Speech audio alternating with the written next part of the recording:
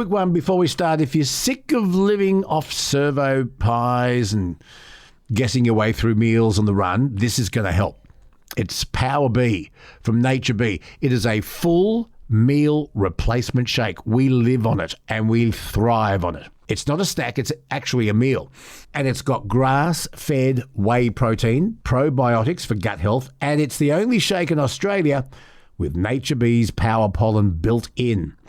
2 shakes a day. It is that simple. If it doesn't work for you, Nature B gives you your money back, no questions asked. The intro pack's $39.95. There are links in the description. And like anything, it works best alongside regular exercise and a balanced diet. Now, let's get into the episode.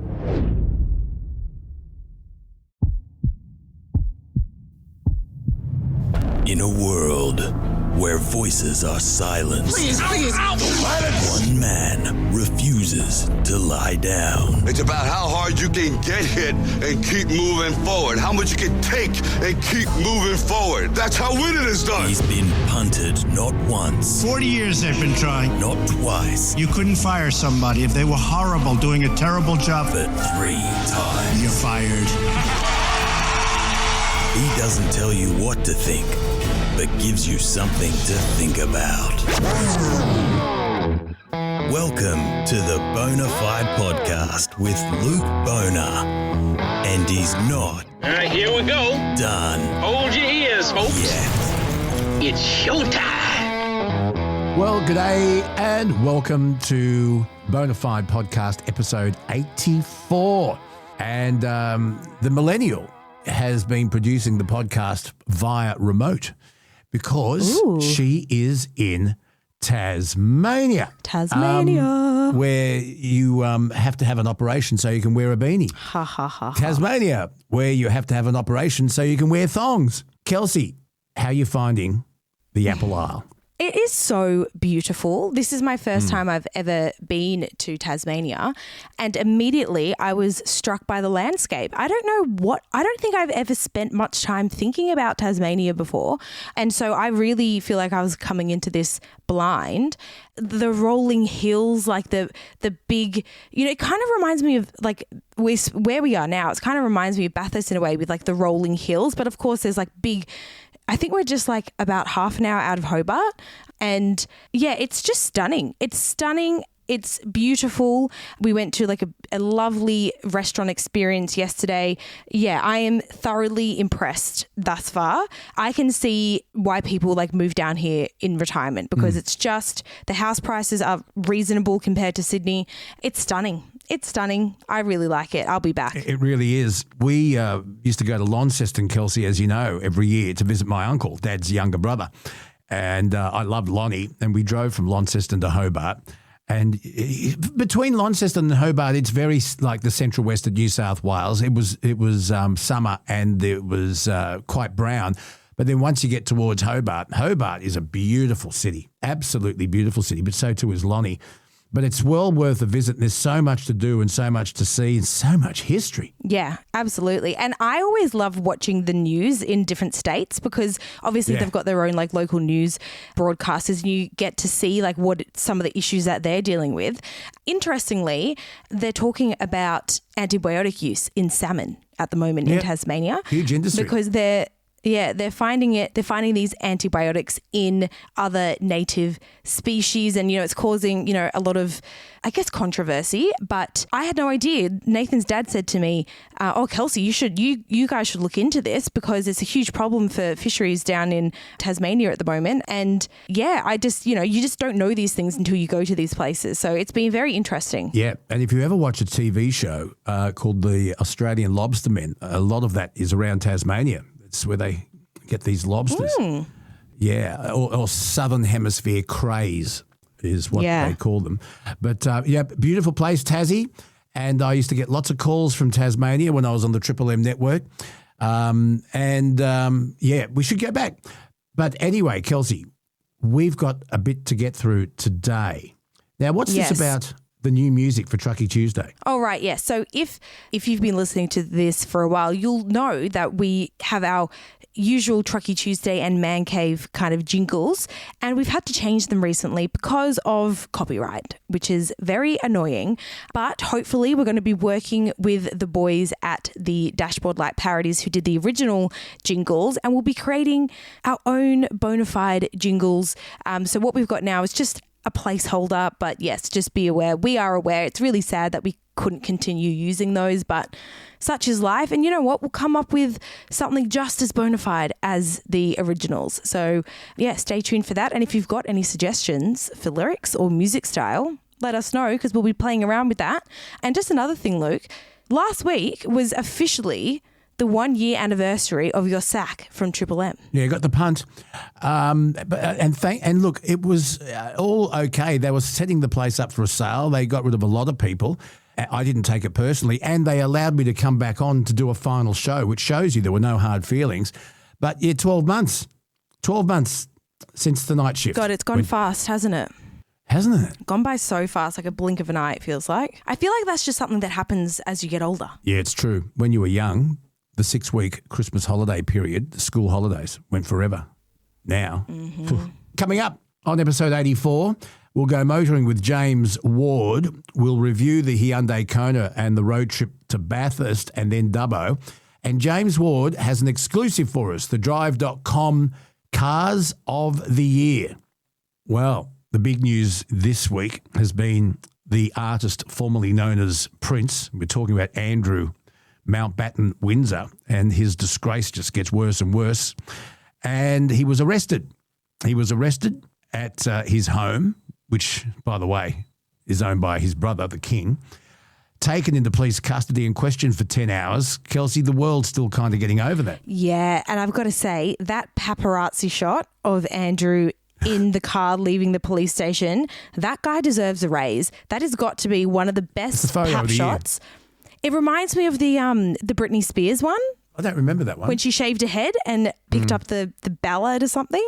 That pap shot will go down in history as one of the best. Hugh Whitfield has from Channel 7 has lived in England and was the Channel 7 UK correspondent for many, many, many years. And he knows this royal family scandal backwards. And he will talk to us a little bit later here on Bonafide. Hugh Whitfield from Channel 7 and Andrew, and what's the future of the royal family.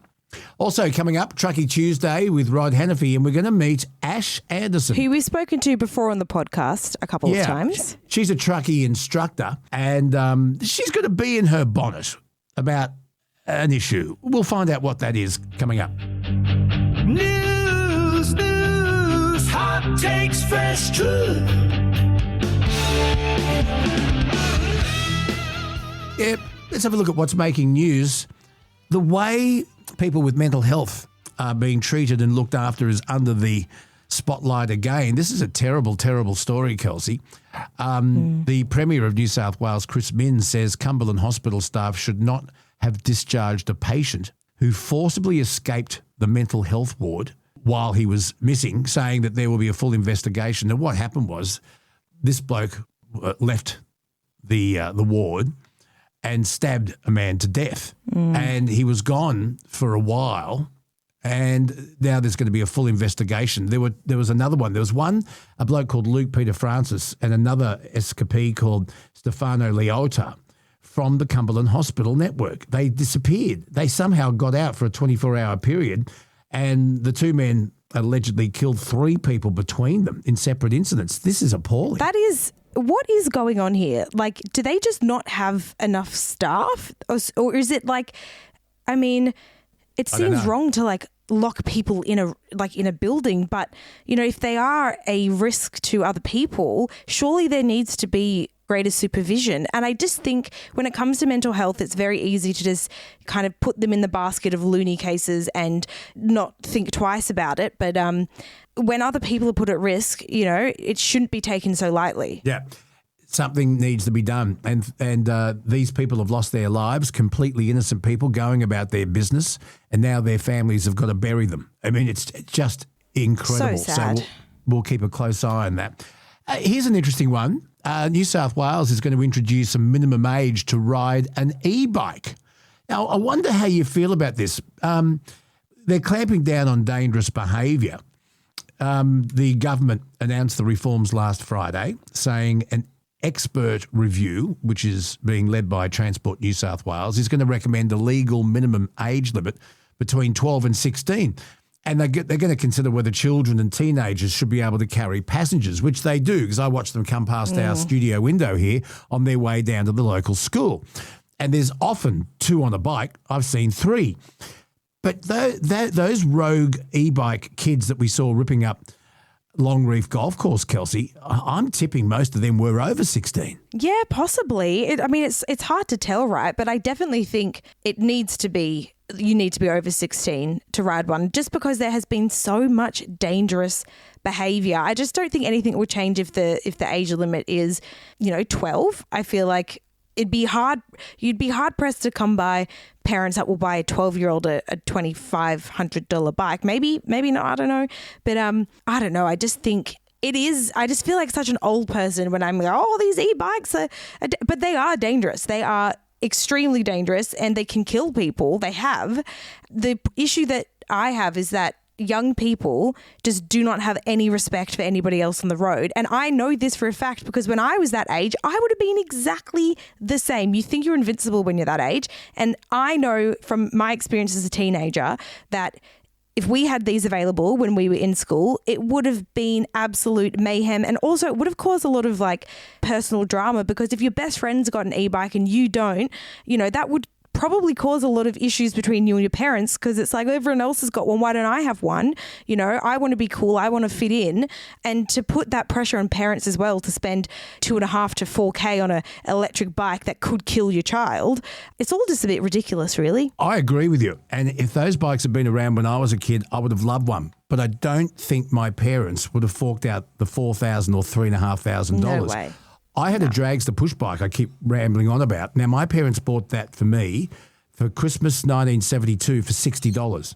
Now, $60 in 1972 is worth approximately $465 today. Ooh.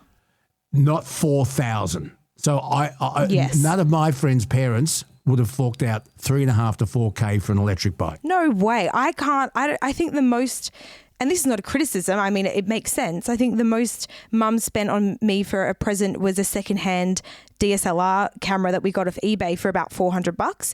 And I loved that thing because I thought it was the most precious thing in the world because, it was a lot of money. Thousands of dollars on a present for for an under 16-year-old. Yeah, well, your uncle did it. Your uncle did it for your cousin. Oh, crazy. I don't know and you why. Remember he brought the bike up here one Christmas and her toes could hardly hit the ground and he made her ride home and she was nervous. Yeah, you would be. Yeah. Illicit tobacco. It's affecting the Prime Minister.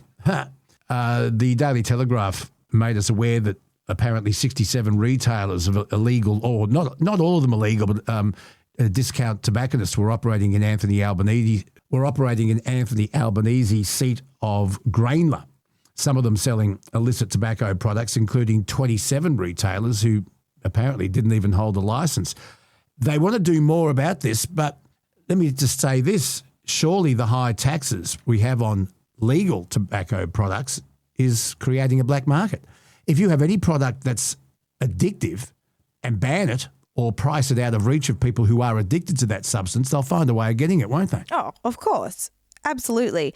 I don't know if you've noticed this as well, Luke, but I feel like every suburb you go into now, at least all the ones that I've visited in the past year, the amount of these tobacco / convenience stores that have popped up is actually wild. I was in Newport, a suburb on the Northern Beaches the other day, which I hadn't been to in a while, and I couldn't believe that there was 3 different tobacco shops on the strip. Yeah. It's a pretty small strip as well, and it's just, do they have to get council approval? Because it's kind of like, yes, why would you have 2 do. Woolies on the same street? Why would you have 2 Woolies on the same street? Yeah, well, if Woolies think that both stores will make a profit, Woolies can open whatever they want. But yeah, I think when you do open a shop, you go through a council approval process. And I guess some councils think, well, if there's a need for it and they are a legal licensed tobacconist who are we to stop free enterprise? If they put limits on, like, we can't have too many like high-rise buildings in the same suburb because that throws off the character of the suburb, why aren't those same rules applied to tobacco shops? Well, a tobacco shop can fit into council's building codes as far as height's concerned, Kelsey. That's a different thing. There was a big case in Bathurst many years ago, Kelsey, where they wanted to open the brothel? an adult. Yes, a brothel, and a brothel did open. I remember this. Yeah, but there was also an adult store that sold adult magazines and adult sex toys and things. And there was a big pushback from the locals saying, don't let this happen, council. Council could not legally stop it because it was a completely legitimate legal product that they were selling to consenting adults. And if you're knocked back, you can take it to the Land and Environment Council and often you'll win. And then council and the ratepayers are going to pay for the legal fees. Yeah. I got to say, though, the brothel that did open up in Bathurst, it was pretty far out of the way. Like, it was in an area that I wouldn't bat an eyelash at, but sometimes people just like to complain for the sake of complaining. Very interesting. Yes, it is. Should there be community feedback taken seriously if there is pushback to a certain store opening, or does that just open floodgates for prejudice? Yeah. And does it stop free enterprise? Should councils get involved? If it's a legal business, it's very difficult to get involved, Kelsey. You can't compare it to councils' building codes. You can't. It's a different thing. This is a business in an established shop. Yeah, I see that. Now, Kelsey, do you remember I was talking a couple of podcasts ago about a segment I want to start where we look back at... It was last podcast. It was last podcast, was it? And I want to do a segment, and we're going to work on this and do it properly, where we find a little package of history and concentrate on it. And I'm asking for a name. Now, I've come up with, this is mine, I'd like to call the segment simply The Way We Were. Yeah. Or Australia, The Way We Were. Now, that's my working title, okay, and I'm going to run with that until I get something better, but we've had some feedback. Yes, well, Darren sent in a submission and he said, I think the new segment should just be called When I Was. And when responding, the audience can use that to start, i.e., when I was a lad, when I was a lass. Good one. Yeah, good one. That's a good one. I like that. When I was ... We'll keep that on file. I'm still going with The Way Australia, The Way We Were, but I'm not saying no to When I Was. I like that. Thank you, Darren. Now, we got another email here. This was from Cal, and he was actually suggesting a guest for the show that we will 100% follow up on. Yeah. However, he also said this. On the previous Man Cave, you discussed whether people mow the council strip for their neighbours or not. This is something I do at home. However, as a landscaper, I have had neighbours abuse me for mowing their council strip. And this is a common thing for other lawn mowing contractors as well. So when it comes to my customers, I mow the boundary and no further in order to avoid those arguments. How's that, Luke? I would be more obliged to have a professional mow my nature strip than, just Bob from across the road. Well, Bob from across the road might do a very good job. Now, the people to our left who have moved now, they had a young family.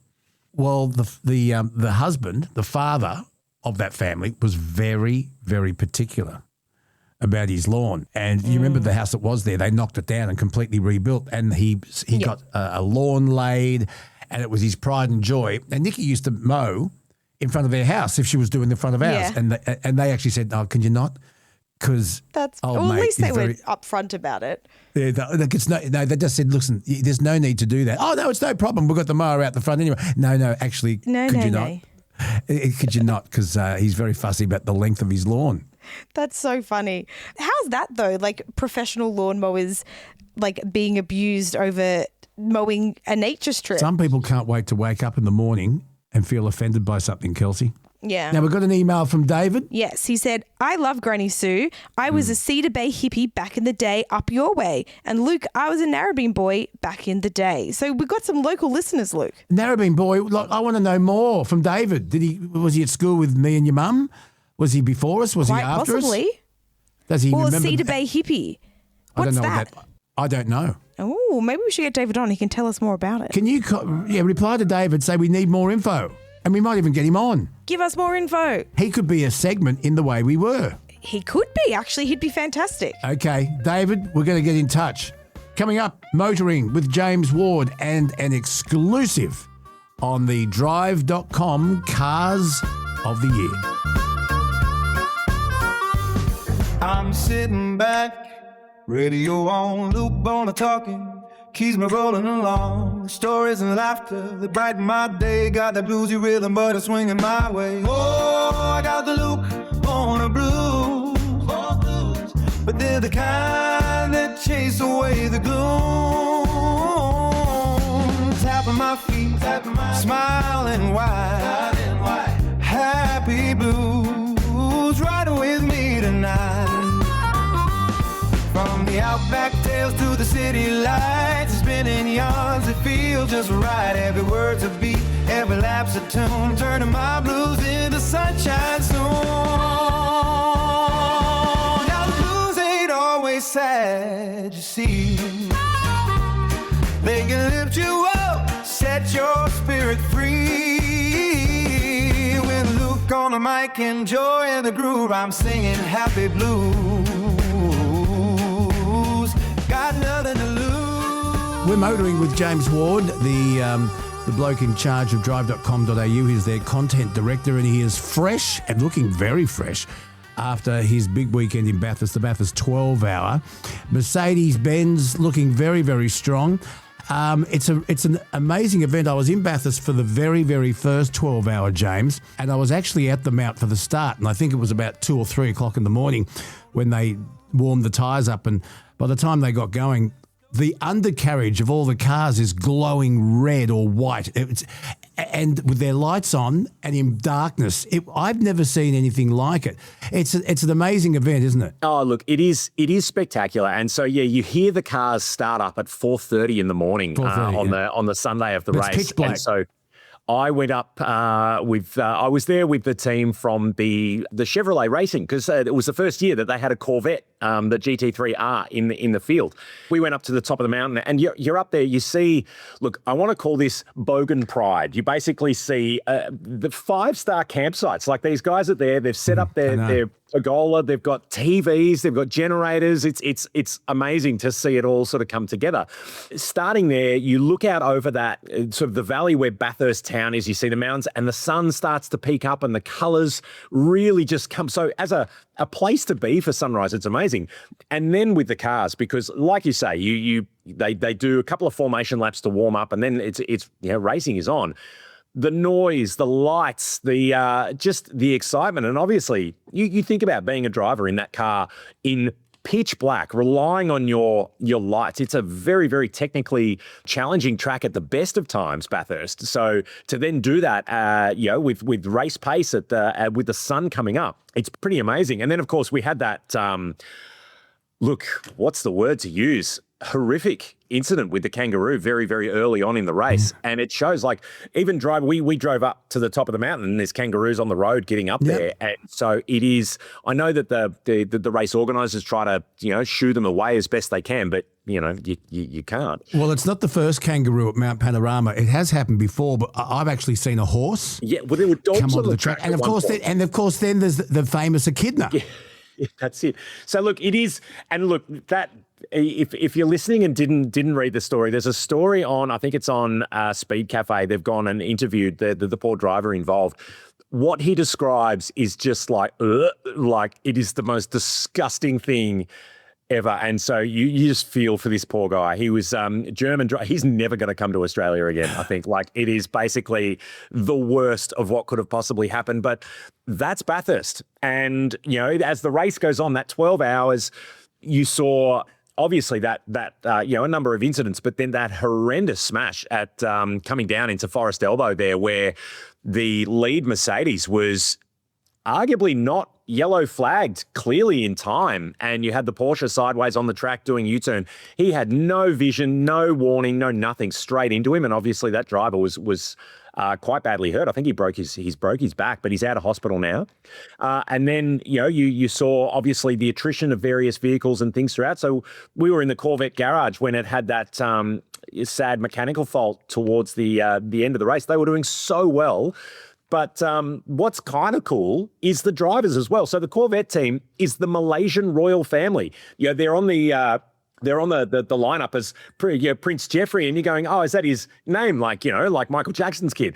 But no, he's genuinely the Prince of Malaysia, and he and his brother are there in the team, and they are the nicest people you've ever met. But they're, that's kind of cool. You've got supercar drivers left, right, and centre. Valentino Rossi, so number 46, the Doctor, he's there in a BMW, and he was out signing autographs and getting photos and bits and pieces. And then, of course, Australia's royalty, Grant Denyer. He's there in the Lamborghini Huracan, which has got the best livery because it's just got remember the BASF BMW M1 Pro car where it was just white and red circles? It's got no real stickers and brandy on it. It's just this really, really cool livery. But Grant's there, and again, always the nicest person. I've got a photo of me standing next to Grant, and I think I'm technically an entire foot taller than him. Such a nice guy. It really is. The event has become a real pinnacle of Australian motorsport. Like, it really is a thing to behold. Speaking of roadkill, I'm in Tasmania at the moment, and I have never seen so much roadkill on the side of the road in my life. And Nathan's parents have done Targa Tasmania like heaps of times, and they kind of warned us when we were coming here. They were like, just be very careful when you drive around at dusk, because that's when you're going to see the animals come out. And even on the way to our Airbnb, someone had stopped in the middle of the road, and we just got there after the point, but it looked like they had maybe just run into a kangaroo and they had dragged it off the road and then got in their car and kept going. And I was like, oh my God. So it's quite scary driving around here at night time. Yeah, but you got to understand Absolutely. this, Kelsey. It's a very expensive exercise shipping food from the mainland to Tasmania. So they've got to eat something. All right. So it's sustainability. Just getting back to Bathurst, because we want to talk about our road trip to Dubbo in the Hyundai Kona. Yeah, your first EV. Well, Nikki has a hybrid, as you know, because you actually played a massive part in me purchasing that from Lexus Melbourne. Yes, but Nikki's is a hybrid. This was a full EV from Kona. Kelsey did most of the driving. Nikki had a drive. I had a short stint between Lithgow and Bathurst. I'm going to tell you about the Bathurst Motor Racing Hall of Fame, or what do they call it now, the National Motor Racing Museum. I found it quite disappointing, but I'll tell you why a little bit later. But we've got the Minister for War and Finance here in the podcast studio, because Kelsey's keen to talk to her mum about her experience, because Nikki, say hello to James Ward. G'day, James. Hi, Nikki. Because Nikki has a hybrid, but it was interesting for Nikki to get behind the wheel of a full EV. Yep. And my experience on driving a full EV on a long distance, I wouldn't recommend it. I think it's fantastic for around the city or around the town. Yep. But the dramas about finding the right charger, having to plan your trips. Drama. I'm talking, Kelsey. You talk about people with destination anxiety. I kind of get that. You got to plan, but I'll let Kelsey and Nikki take over. Because Kelsey, you have a Kona already, don't you? A normal Kona, yeah, just a regular old Kona, which we love. Nathan and I love our Kona. It's perfect for our driving needs. But I love the electric Kona. So did I. I thought it was fabulous. Yeah, and so there were a couple of things that Mum and I loved the most about it. One was how zippy it is. We would, and Mum experienced this the most, we would go from a 50k area where you've got a ute behind you, right on your butt. And then of course the speed would change to a 100-kilometre zone, and we would be up to 100 within half a second. And the ute would be kind of struggling to finally catch up to us. And it was just hilarious. And Mum and I would get to the point where we'd be like, oh, let's show the ute driver what we can do. Oh, that was really cool. And how quiet it is. We got so used to. When I got back into my car after we dropped off the electric Kona, I was like, oh my God, it is so loud in here. Turn it down. It vibrates, right? The petrol engine running. And so you sort of forget all of that kind of stuff. So yeah, and obviously that smooth acceleration, that's the benefit of the instant torque of the electric motor. So you get that in every EV. They are kind of fun. They're so much fun. Mum, what did you think? Oh, look, I just loved it. And like Kelsey said, all these roadworks down to 60, 50 Ks. And then I would just say, okay, at the end of this, I'm going to go up to 100 as fast as I can. And I just left everyone for dead Just, and it took them ages to catch up to me. I'd just go straight up to the speed limit and stay there until they caught up to me. And it was sort of fun. But another thing that we really noticed as well is, especially when we were coming home down through the Blue Mountains, at the top of the mountain, at the top of the mountains, we had so many kilometres left. We were always sort of checking the stats. At the bottom of the mountain, we had more kilometres left because we were braking, of course, all down the mountain. So. And also, when we got to the bottom of the mountain, it struck us. We thought, what's that smell? And it was actually all the other cars because we hadn't smelt any engine smells until we sort of came back down into the city areas. And we thought, what's that smell? Yuck. And because the car has no smell. It's just, and it's so quiet. And also, I have to say, the braking was phenomenal. And it didn't throw you around the car. It braked really, really smoothly, and it just really quick. It was fabulous. Really, I loved the car. James, you might be able to explain this for me. When Mum and I were driving the Kona back to Hyundai, Mum was in her Lexus, and it was a bit rainy outside. Mum, at one point, she pulled up next to me at the lights, and light turns green, and off I go, toddling along. And I just thought, I'll just see where Mum is. And she was so far behind me. It was crazy. And then I spoke to Mum in the car. Mum was saying, my wheels were spinning a little bit. That's why it took me a hot second to get back up to where you were, where not once did, I felt so safe in that Kona. Not once did the wheels slip or did anything like that happen. I kind of forgot that it's raining outside, and that would probably happen in my regular Kona. I don't know. Is that just luck, or is that something that happens? The one that you had was all-wheel drive. So So that's the big change there. So you get that in a petrol or a hybrid. If it's all-wheel drive, you'll get better traction. But what you're saying though, and this is the thing. If you've never experienced an EV, the actual driving experience, and people sort of go, it was just as easy to drive as a regular car. Well, yeah, the smoothness, the quietness, all of that is really what makes them, a consideration for a lot of people. But to Luke's point, they do make a lot more sense around town where you are braking and slowing than on the longer journey. Because talk to me about charging, because this is the thing that, I've done a lot of regional driving in electric cars. I've basically the volume, all the different charging networks. It's like you get all the different brands of petrol station, but it's like if you had to go to every single petrol station and pay with a different currency at each petrol station is what it's like.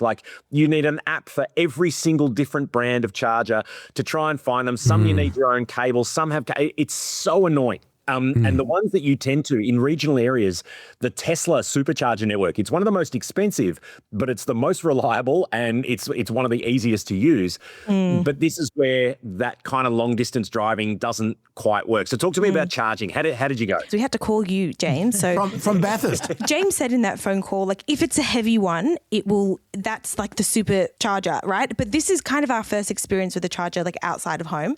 It was when we got to the second place that we charged that I realized what you were talking about, James, because I was like, well, this is a heavy charger. This is a really heavy charger. But it's pretty easy to pick up, but you're completely right. There we go. If I can show that. That's a CCS 2. So you can see how it's got the two things. That's a DC charger, a fast one. And you pick up the cable and you're like, oh, God. And it's really kind of two hands. I needed full two hands to they're chunky. maneuver it. I think I still got about 9 apps on my phone from the different chargers that we use. But they're all relatively easy to use. You just download them. But for old people like Luke and Mum, they're like, oh, another app. Oh, God, no. But for me, it wasn't the I biggest agree with problem. Nikki there. I had to get the NRMA one at one point when I late last year I was in Temora, I think, and I had to use the NRMA charger. And it was I had to sign up and create an NRMA account and then and it's I just want to charge my bloody car. This is ridiculous. So I understand the another app problem with them. So for my hot tip, download the Tesla app, even if you've got a Hyundai like the Kona. Download the Tesla app, and if you're traveling in regional areas, the Tesla superchargers, there's quite a lot of them. They are fast, they are reliable. You don't need your own cable. It's more expensive than some, to be fair, but it's just the most reliable. Look, I have to say also, as far as charging, when Luke and I go on a trip, we're on different pages. He likes to get there as fast as possible with the least amount of stops. I don't break the speed limit. Yeah, myself, I like to stop and have a coffee in this town, have a look around, go to the next one and all the rest of it. So we're on different pages there. So the electric car suits me beautifully. So we would stop. I say, okay, well, we're going to stop in Bathurst and recharge, take half an hour, let's go have some lunch or whatever. But it also goes hand in hand with, one of the New South Wales probably national initiative of Stop, Survive, Revive, because in an electric car you have to. The road safety initiative is that we should all drive electric vehicles, or we should all drive high capacity thirsty V8s, because That's exactly you don't get long range touring and you have to stop more often. So it's like both ends of the support us all and give a us safer funding country. towards one. I think so. So you either get a 6-litre V8 or an electric Hyundai Kona. Yeah, and I think 6.2. that's a great way to break up the driving But Kelsey trip. had to look up where the fast chargers were, and there was one at Macca's. There's 3 Macca's in Bathurst now, but the main one opposite the swimming pool. There's 4 charging stations there. One of them was broken. One of them had the red light on, telling us it was. So thank God there wasn't a queue. Because if there's a queue, that's a massive pain in the ass. Now, I assume as electric cars take over a larger part of the segment, there'll be more. But exactly, and especially at high traffic periods like holidays and so Easter. Again, if you are going on an Easter road trip this year and you are in an EV, plan ahead and plan for your plan A, your plan B, and probably down to like plan M, because we saw it on the Hume Highway last year. I was in a it was in a Ranger, so I was in a diesel, but the line at the charger, and of course it takes 30 minutes to give your car a good zap and fill up the juice. It's insanity, the amount of people queuing up. And of course you do get, sometimes you pull up to a charger and some muppet's gone and parked a bloody double cab in there or whatever, to sort of as a silent protest of, I don't like electric cars. It's like, I tell you what, if you're listening and you're thinking of doing that, you are the biggest dickhead that there's ever been. You're up there with people who don't wear seatbelts. But long distance and Australian touring in electric vehicles is not a... Well, they're not optimized for it. It's not a stress-free experience. Let's just call it that. They're optimized for like your everyday driving around the town. The cities, around town. Back and forth because from you're doing a lot mum's more of house. that. So like you said, coming down the mountain where you're braking and you're slowing down. And even if you weren't on the brakes, if you just took your foot off the brake pedal, the car would gradually slow and it recharges its battery in that process. So that regenerative braking that you do get around town, much, much better for EVs. Whereas if you're at sustained 100 kilometres an hour, it's not as efficient that way. They chew through the battery. Urban running in an electric vehicle, so much better than country touring. It's not impossible, but it's a little more frustrating. Yeah, I've got a few friends who have EVs and they don't just like their cars, they love their cars. I mean, they really, really love their car. So I just think around the city, absolutely fantastic. And as I said, it suits my style of travelling, because you have to stop and recharge and have a cup of coffee and a look around the town. So it suits my style of travel. Yeah, well, what we're seeing now is more people looking at plug-in hybrids as well. So they require you to plug it in to charge the battery, so you can then drive, most of them now have 100 kilometres or so full electric. So you could do your groceries, you could do your commute. I think the average Australian sort of commute time is about 30 kilometres per day. So you can easily do a couple of days of full electric driving around the city without using a drop of petrol. But then if you do need to go to Bathurst, you've got a petrol engine to back it up. So we're seeing a lot of that really, really start to come together. So it's a change in the way things are, but it's definitely something that more and more people are sort of accepting. So I'm really happy that you had a chance to drive the electric Hyundai Kona and that it went well. I told Mum, because I once upon a time produced an electric vehicle podcast.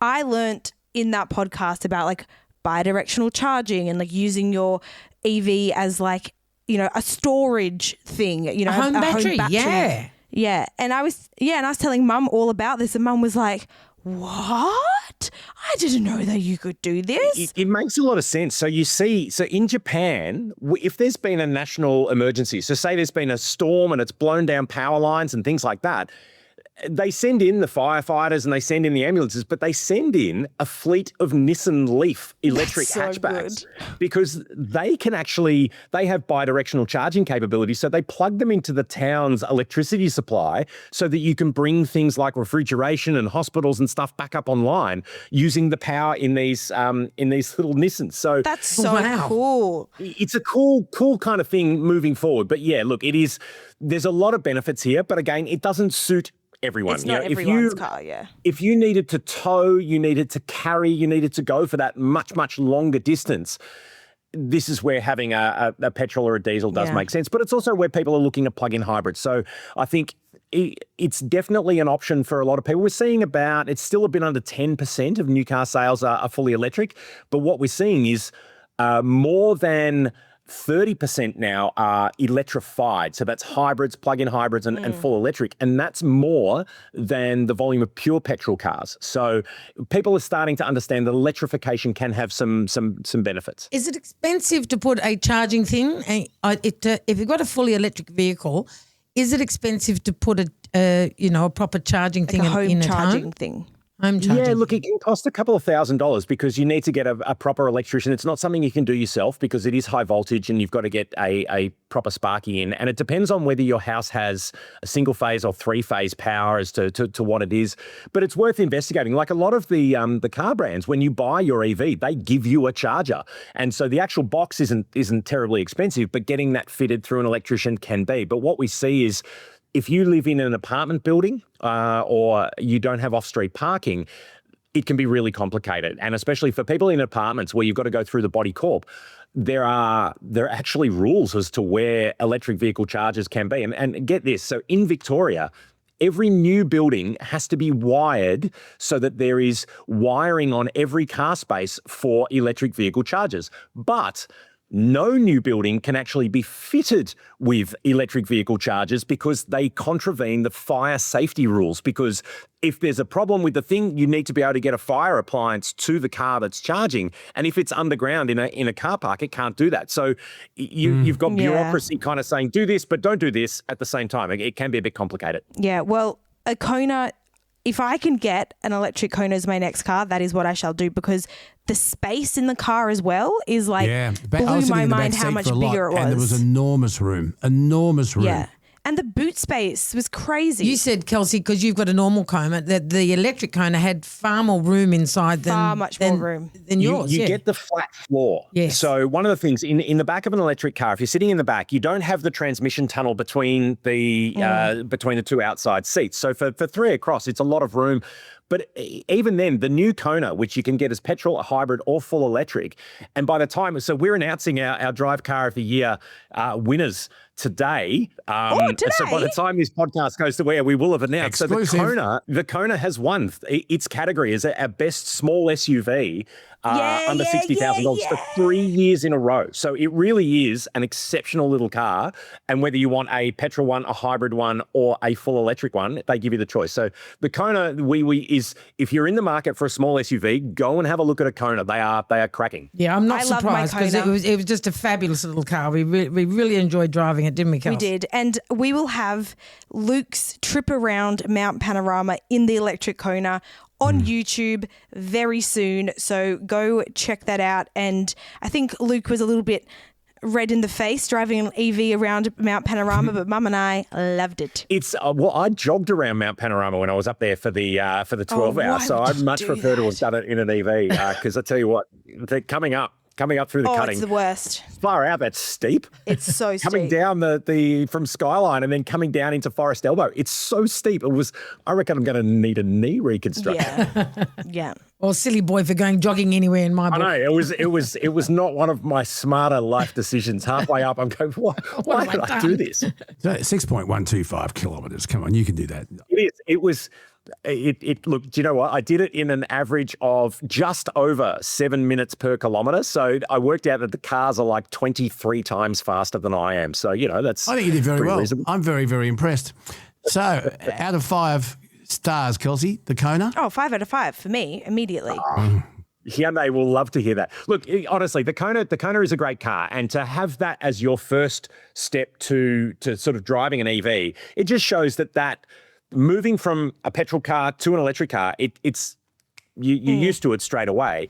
And once you figure out charging, and that's it, that is the thing. Once you work out the charging and your charging kind of routines, effortless. I'm not saying everybody needs an EV, but it's certainly not a barrier, particularly if you live around town, if you're doing it. A lot of people need 4x4s, right? So again, looking at the Drive Car of the Year field, we've got 18 winners this year. Oh. All but 2 of them can be had with either hybrid or electrification. So electrification is happening. It doesn't suit everybody, but the 2 that you can't are the Ford Everest and the Kia Tasman. So they're both 4x4s that are designed for towing and touring. So we will always have the requirement for diesel or not so much pure petrol, but definitely diesel will be the case. But we're seeing more and more electrification. And even this year, Chery is introducing a plug-in hybrid ute that is a diesel plug-in hybrid. So where the BYD Shark, you see a lot of those around, they're a petrol plug-in hybrid. The Chery ute will be a diesel plug-in hybrid. So we're starting to see a little bit of electrification creep into the Oilers as well. So interesting time. So the lap I did of Mount Panorama in the Hyundai Kona is on YouTube. Excellent. Very, very soon. I was disappointed with the museum at the foot of Conrod. Did you have a look at that? No, I didn't get a chance, but I the mini team were there. They had the 1968 winning Cooper S, I think it was. They've done a modern recreation of that in the same colorway and things. But look, I remember going years ago and they had like some VH or VK Commodores in there. And what always astounded me is they still had the back seats and things in it. It was real production car racing back then. It was indeed. But I would like to see that museum elevated. And you've got some people like Bowden's out of Queensland who have got this amazing collection of ex-Australian race cars. They've got a better collection than the museum does, I think. This was my point because I was living in Bathurst when the museum was built. And in fact, we did an outside broadcast at the opening. And it was great. Kevin Bartlett's Channel 9 Camaro that spent most of its time on its roof was... We need one of those at Channel 9 again, I think. Let's roll that out. Channel 9, like maybe... I don't know, see if I can get into the accounting system there and get us a Camaro replica to roll around. Well, it was very funny, controversial, because, of course, Channel 7 had the broadcast rights, and there's a big Channel 9 Camaro. It was very clever, I think. Very clever. But because he rolled it and put it on its roof, the joke was the Channel 9 logo should have been on the bottom of the car. It would have got... It was the Channel 6 car at that point with the upside down No, it didn't have Camaro. a logo on the bottom of the car. It should have had Channel 9 on the bottom. It would have got more... TV coverage with its wheels poking in the air. I did make a beeline for Peter Brock's 1984 Group C 05 Commodore, the last of the big bangers. Yes. That was there, and I was very, very pleased to see that Alan Moffat's first car, the 7712 finish in the XC Falcon GS500. Oh, the XC, yep. Yeah, the number one car was there. Colin Bond, of course, drove the second car, and they were instructed to give Alan the 1-2 finish. His brakes had gone. The engine was failing. Colin Bond would have won it, but he was told, let Alan win. It was Alan's team. I saw that. And also the Seaton Fury Nissan Skyline was there. Oh, yes. Now, that's a car. They had that at the Goodwood Festival of Speed or one of them when I was there last year. And just so cool, those R31 Skylines or R30s. R30, R31, one of those. Very cool. It was the Nissan Skyline DR30. 30, there we go. It was. I was disappointed because my favourite touring car of all time is Peter Brock's 1979 A9X Tirana. Oh, yes. John Shepherd was running the team at that point, but it was the brains of Harry Firth. And it was there originally. Now, it's gone to Bowden's on the Sunshine Coast. Tell me about this collection. Oh, man. They have. I would say it is Australia's most relevant collection of vehicles. And they've got all sorts of things. They've got European cars. They've got all sorts of things. There's a lot of Porsches. They're pretty big into Porsches. But in terms of having storied Australian race cars, Bowden's are top tier. And well done them for investing into those cars and preserving them and really curating an amazing collection. So, yeah, look, Bowden's do an amazing job. And I would love I don't know if I don't think it's public facing. I don't know. But if they could do a museum, it would be the pinnacle Australian Motorsport Museum. And I would love to see that. Okay, it's apparently not a public museum, but they do occasionally have an open day, and it's by open day. Yeah. Yeah, but apparently it's the Suns that do the tour. They are Australians of the Year. If I was doing the votes, on Australia Day, it'd be the that song from Play Lunch for Hottest 100 and the Bowdens as Australians of the Year for preserving Australian motorsport history. Well, now I have to fly to the Sunshine Coast. And specifically go there. You could drive an electric car. No, I won't be doing that. Yeah. I'll be flying. It'll be cheaper than taking my 6.2. Yeah, it would be cheaper than taking the Merc. But I do want to go there to see this museum. So we need to sometime this year organise with Bowdens for Kelsey and myself and Nikki to go there and spend a bit of time there and having a chat to them about this amazing museum, so I can finally see the 79. I'll come up to the Sunshine Coast and we can go and make a day of it. Do you want to do like that? Can we organise with Bowdens and we'll go there? Let's work it out, Kels. This is on you. Let's work it out. We'll go up and visit the Sunshine Coast. We can go to the Big Pineapple, and we could all wear Crocs and No, I won't be. yeah. I've got Crocs. Hawaiian shirts or whatever the flavour of the Sunshine Coast is these days.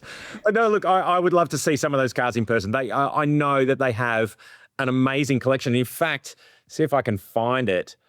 They had I think Bowdens have this. It's one of Dick Johnson's, the Blue Meanie, the big, not the Blue Meanie, the Big Blue XD? Yeah. XD. I've got a photo of it. Is that the one that hit the rock? Was that the blue one or the green one? Here we go. Look at that. My caption there, Big Dick Energy, pretty. because that is a Dick Johnson. Oh, what a car. I think Bowdens run that thing, the True Blue XD Falcon, but what a car. Yeah. Okay, when can we do it, Kelsey? Oh, I don't know. We'll chat over email. There's not really too many reasons for me to ever be in Queensland, but I'm sure I can find one. Isuzu are based up there, so I can go visit the Isuzu team. Perfect. There we go. Dick Johnson, incidentally, hit that rock on Mount Panorama. It was the 80s. Was that the True Blue car or the Green's Tough car? It was the True Blue XD. Oh, so it was that. Yeah, okay. Yeah, I remember the Green's Tough one as well. And he hit the rock. He hit the rock coming down through the cutting, and I understand. Yeah, was that into Forest Elbow, wasn't it? Where he went over the barrier just as you sort of get onto Conroe. The rock he has in a Perspex box in his home. Oh, the rock. He's kept the rock. Okay, I like that. He's actually kept the rock. We need to get Dick Johnson on. Yeah, what a guy. Hey, listen. And even SJ. Stevie's a great guy. Yeah, he is. Australian motorsport royalty. So tell us more about the Drive Car of the Year. So if you're listening, we're going to play with you. This is like a bit of it's what Tenet, where we're messing with your time. So we're talking about before it actually happens, but by the time you're listening to it, it has actually happened. So it's happened. So give us the exclusive. 21st year of Drive Car of the Year, and I am thrilled to say that today announced the 21st winner of the overall Drive Car of the Year award is the Tesla Model Y. So it's our second ever electric vehicle. It is the first time Tesla has won the overall award. They've won a couple of category awards over past years. But that new Tesla Model Y for under $60,000, you've got a really, really practical family SUV. It is chock full of equipment. It takes a little bit of getting used to initially, but then it's really easy to drive. They've improved the ride and handling. You've got that really cool backlit LED taillights. So style has been improved. But then you've got that technology suite on the car, which includes the option of the full self-driving capability. So we saw when we spoke about it last year, the ability that I drove the full self-driving supervised car Tesla from Sydney to Melbourne. You've got this technology now available for under $60,000. So yeah, it is a tremendous car. It really does move the whole game forward in a massive way. And yeah, very, very excited to say Tesla Model Y is the 2026 Drive Car of the Year. We have 18 categories. So there are 18 winners over 16 categories. And we have our best urban car under $30,000 is the BYD Dolphin Essential. So you can now get a fully electric hatchback for less than 30 grand. Our best urban car under 60,000 is the Honda Civic. That's That's second year in a row. Our best luxury car under $150,000 is the new BMW 5 Series. Our best small SUV under 60 is the Hyundai Kona, third year in a row. Our best small SUV under $90,000 is the Mini Countryman, second year in a row. And again, you can have that electric or petrol.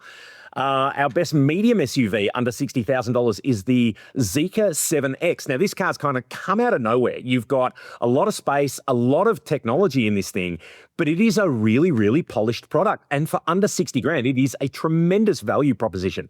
Our best medium SUV under $90,000 is the Genesis GV70, second year in a row there. Our best seven-seat SUV under $60,000 is last year's overall winner, the Hyundai Santa Fe. So that is a cracking car if you're needing a seven-seater on a budget. Our best seven-seater under $90,000 is the new Hyundai Palisade. And so Hyundai, as you can tell, have done tremendously well again this year. They really are on game. But that new Palisade is an absolute cracker. The best off-road SUV under $90,000 is the Ford Everest. Our best double cab ute under $60,000 is the Kia Tasman.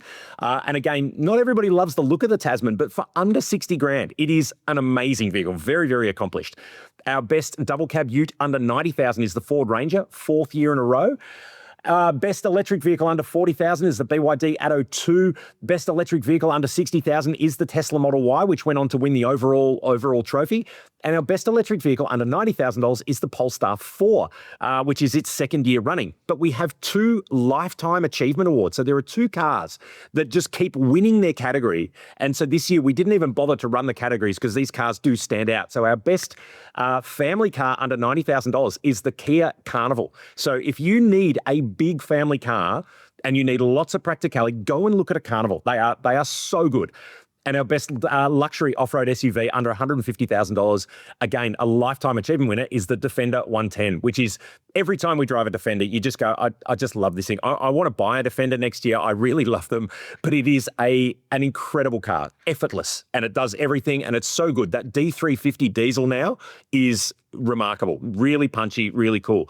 But yeah, 18 winners across 16 categories. Our first ever Chinese built winner, which is really interesting to have the Model Y there. Certainly the first for Tesla, and our second ever electric car. But yep, there we go. It's a big drive car of the year field. So we'll have, and our best luxury SUV under $150,000 is the Volvo XC90. So again, that car's been in market for 13 years now, but Volvo did a massive refresh on it last year, and it's just perfect for what you get. It is a proper luxury SUV, so a very, very accomplished field. We'll have lots of stuff. You can check it all out on drive.com.au and across Nine and all that sort of stuff. So yeah, it is busy times. Last time, or not last time, but when we spoke towards the end of last year, you predicted there were 2 or 3 car makes that would no longer be continued in Australia. Do you know, one of them I'm worried about, because it is near and dear to my heart, is Peugeot, whether they will continue to come to Australia, because sales aren't great. The product is amazing, right? I own a Peugeot. The products are fantastic, but they're just not ticking over. And some of the other Stellantis brands, so like Alfa Romeo and Fiat, again, brilliant cars, but they're just not really kind of clicking with buyers, because basically you've got such huge value competition coming in from these new brands from China. Like, you are getting so much more car for your money from some of these Chinese brands.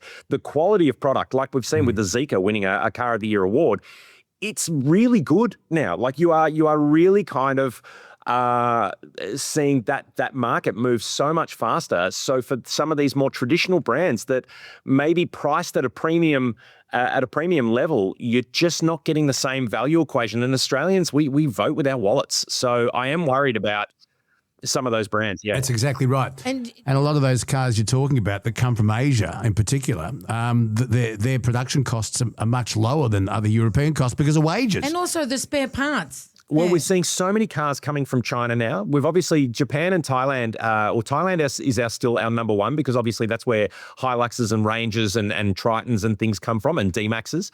They're still very, very high-selling vehicles. Japan has lost its sort of edge to China that is really rising. But European costs, and we've got all these things with tariffs, and there's about to be a free trade agreement with Europe that will bring some car prices down a little bit. But you've got a value gulf, basically, between what's made in China at the cost that they can produce these things and the scale that they can produce things there versus what you're getting out of Europe. And look, it is something that we're starting to watch with interest to see who is going to be able to compete. But look, we got more new brands coming this year. There's another new Chinese brand called Lipas, I think, which is part of the Cherry Group. We will see another one called Firefly. There's potentially one called Avatar, which is not like the movie. It's AVATR, which is a Chinese premium brand coming. So the market will keep evolving and keep changing even through this year. Just while you're talking about car of the year, my dad, who was the worst driver in the world, when he finally got his P's, he bought a former car of the year. Yes. The Chimera, the Leyland P76. Keep going backwards. What did he get? Was it a Marina? Oh, Morris Marina. Was that a wheel car? We did have a green Marina. It was the worst thing because it would always stall whenever it rained. Ah, the Morris Marina. Yeah, look. Okay, I'll give you a clue. Dad got his P's in 1969 when he bought this car. But this particular car was European Car of the Year in 1965, and it was affectionately referred to as the Land Crab. It was an Austin 1800. Well, that was during British Leyland, where they had all their sub-brands. They were like a Chinese company back then. They had a bazillion different sub-brands and things out of British Leyland. Yeah, look, the world, again, sometimes we look back on some of these awards and go, I don't know about that. But what's been funny is we're looking at the 21st running of our Drive Car of the Year awards. And we, in the paper this weekend, we've done a kind of a where are they now? They all stack up. I think the Drive team has nailed it every single year, and this year, no doubt. But here's some of the global ones. Mind you, what did I have? I used to have a Peugeot 405, which was World Car of the Year of 1988. And, they still make them in Azerbaijan. So if you want to hold on to some of that glory of World Car of the Year, you can go get a Peugeot in Baku. Borat's probably got one. That's right. James Ward, drive.com.au. Thank you so much, and thanks for the exclusive. No worries. Happy Car of the Year.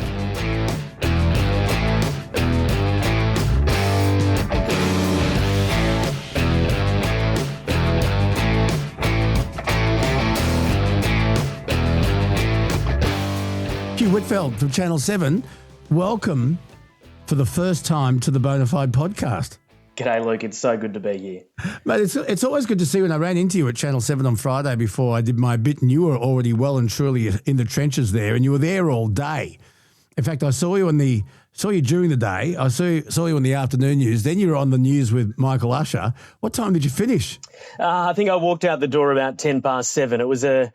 It was a big day, maybe a little bit of PTSD from standing outside the palace for very, very long days and long nights as well during so many royal crises that have happened over the years. Good times as well, but they've been through the ringer on the bad times too. I know. It's the story the whole world is talking about. And what fascinates me is, I can't believe, I was going to say a member of the royal family. He isn't really by title anymore, but he's still the eighth in line to the throne, which is unbelievable to think about. But there he is. He's been kicked out of his home. He's at Sandringham. Police arrive, arrest him. I'm assuming I wonder if he answered the door, and then tell him that he's under arrest to accompany us to a police station, probably read him his rights. And for such an entitled creature, he probably was stunned and dazed. How do you see it? Yeah, I think he would have been dumbstruck. There is a fair amount of arrogance, I think, to Prince Andrew, certainly from the people who have met him over the years find him to be that way. He is an unusual character. I think the best insight we ever really got of him was during that Newsnight interview in 2019, where he almost takes umbrage that basic questions were going to be asked of him when he agreed to an interview. I think that is probably a pretty good measure of his character. But as we understand, as you say, Luke, there was no warning given to the former Duke of York, no warning given to the King either, that these police officers from Thames Valley were planning this days in advance in full knowledge that this was going to happen on his 66th birthday. They arrive in a fleet of about half a dozen unmarked cars, knock on the door, Prince Andrew, early morning about 8 o'clock. He probably hadn't had breakfast yet, but immediately the formalities begin. He's read his rights. There is a police officer not attached to him, but attached to Thames Valley with him the whole time at that point while he collects his things to get ready. He's there for about 55 minutes while they begin that search straight away, making sure that they can get their hands on whatever they need without him disrupting what essentially becomes somewhat of a crime scene, certainly a scene that the police want to secure. And then he's put in that car, driven about 45 minutes an hour to Aylsham, to the east of Sandringham, where he begins that 9-hour process or so of being processed as a person in custody. So that means being fingerprinted, having a DNA saliva swab taken. It means having a photo, we might say a mugshot taken, and then that long interview process. Now, in the lead up to this, staff at this police station, which is the big custody processing suite in this area of Norfolk, normally it would be quite busy. Other police officers were told that day, don't bring any other suspects or arrestees in. We've got a high-profile case coming in, don't come in. They didn't know what it was, though. So it would have been relatively quiet at this police station. And I don't know, have you seen adolescents? They're pretty stark rooms, right, in a British police station where you are questioned. He would have had legal representation with him. What we don't know is just how cooperative Prince Andrew might have been during this process, just how willing he would have been to answer questions, how good his memory may have been. He seemed to remember going to that Pizza Express quite clearly for a birthday party for one of Beatrice's friends during that Newsnight interview. Just how granular was he able to get down to? And then at the end of the day, night has fallen, it's beginning to rain, and he's put into that car, the back seat of that car, probably hoping that there would be no media outside, that then his face is not going to be transmitted around the world in an embarrassing situation. But he makes that potentially terrible split-second decision, it would seem, to try and duck down. That's the one frame that we've got, Luke, that photo taken by Phil Noble, a Reuters photographer who'd been only just pulled up outside the police station as the Reuters news team tried to work out where Prince Andrew was. They ducked away. He came back. He's just in the right spot and captures that one frame through the front window. An extraordinary day, and Prince Andrew can't rest easy because despite the fact that he was let go, in a way, by the police, he remains under investigation. He seemingly remains under suspicion, and so therefore there is the very real possibility that the police are going to return to him and arrest him and potentially charge him. Let's go back through a brief timeline to the beginning of the downfall of the artist formerly known as Prince. He was a British trade envoy, and he was in that position for quite some time, being paid by the British taxpayer. And things started to go very, very wrong there, didn't they? Yeah, I think there's a few problems that Andrew's got. He's always had a very fine taste for the good things in life, despite the fact that he doesn't have any real skills.